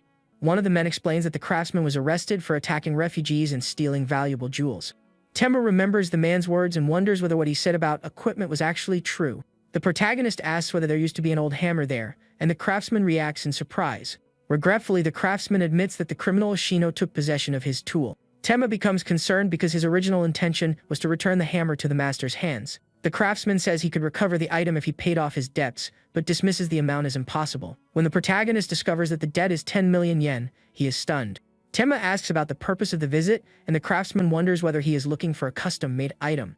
Koji hesitates, explaining that handling special orders will be extremely difficult under the current circumstances. He points toward the group of thugs returning to the area to harass him again. Members of the Seihin Guild enter the warehouse, calling out Mochizuki's name in a threatening tone. One of the henchmen points at Tenma and warns the boss about the intruder's presence. They recognize the protagonist as the man who caused trouble earlier. The guild leader stares at Tenma and asks who he thinks is to cause so much trouble. The protagonist finds himself surrounded by members of the hostile faction inside the workshop. The villain orders Tenma to disappear if he does not want to lose his life for interfering where he does not belong. Tenma studies the guild leader and feels as though he has seen that face somewhere before. He activates his level 10 memory search skill to check his intuition. The system displays an old image showing the man receiving an emblem from another individual. Tenma finally remembers who he is and checks his phone. He ignores the threat and answers a phone call right in front of the criminals. Tenma asks the person on the other end of the line for help resolving the situation. The guild leader looks confused by the young man's audacious behavior. Tenma orders the henchman to help Koji stand up, speaking with complete authority. He turns the phone screen toward the villain and says that someone wants to speak with him. The guild leader angrily asks what this ridiculous conversation is about. Sengoku's voice comes from the other end of the line, introducing himself and leaving the villain in shock. The man trembles after recognizing Sengoku's authority and immediately responds to his commands. The villain orders his men to stop attacking the craftsman immediately. Tenma sarcastically comments that revealing his connection to Sengoku sooner would have solved everything much faster. The protagonist retrieves the rough wooden hammer that had been taken by the criminals. He displays the hammer and watches the defeated expression on the Sehen guild leader's face. Tenma takes the remaining bottle of unicorn blood from his pocket. He notices that a few precious drops still remain and can be used. Carefully, he drips the liquid onto the hammer's surface. The tool shines and transforms, revealing the Daedalus hammer, a legendary unique item. Tenma holds the transformed hammer and confirms that it possesses vastly superior power. Koji watches the tool's transformation, completely amazed by what he sees. Confused, he asks why the protagonist went so far to help him. Tenma raises the hammer and informs him that he paid off the 10 million yen debt. He explains that he paid the debt and that the hammer now belongs exclusively to him. The craftsman desperately begs for nothing more than the right to touch the legendary tool. Tenma smiles calculatingly after realizing just how badly Koji wants the item. He presents an official contract requiring the craftsman to work directly under him. Koji signs the document without hesitation, sealing his new partnership with the protagonist. Koji stamps the contract with trembling hands while Tenma watches the agreement become official. The protagonist pulls his hand back after seeing that the document has been properly signed. Koji celebrates while holding the hammer with renewed excitement. The Saiyan guild leader interrupts him and demands that he not forget his contractual obligations to them. Overjoyed by the hammer, Koji assures him that he will produce the ordered weapons. He places the tool on the workbench and focuses on the new task. The impatient aggressor orders Koji to hurry up with the production of the requested items. The craftsman replies that he needs at least one C-rank mana crystal for the work. The guild leader explodes in anger, saying the delivery is already late and threatening that they could lose control of the gate. He insists that Koji forge whatever he can using any materials currently available. Tenma calmly walks between them and asks whether that gate is C-rank. The aggressor suggests that Tenma help as support, but then asks what rank he is. Tenma coldly replies that he is a D-rank hunter. The man stares at the protagonist and says that he is also D-rank but underestimates Tenma's abilities. He boasts about his own technical experience. Tenma ignores the comment and walks across a horde of defeated goblins. The man watches the protagonist surrounded by an intense blue aura and asks in terror who he really is.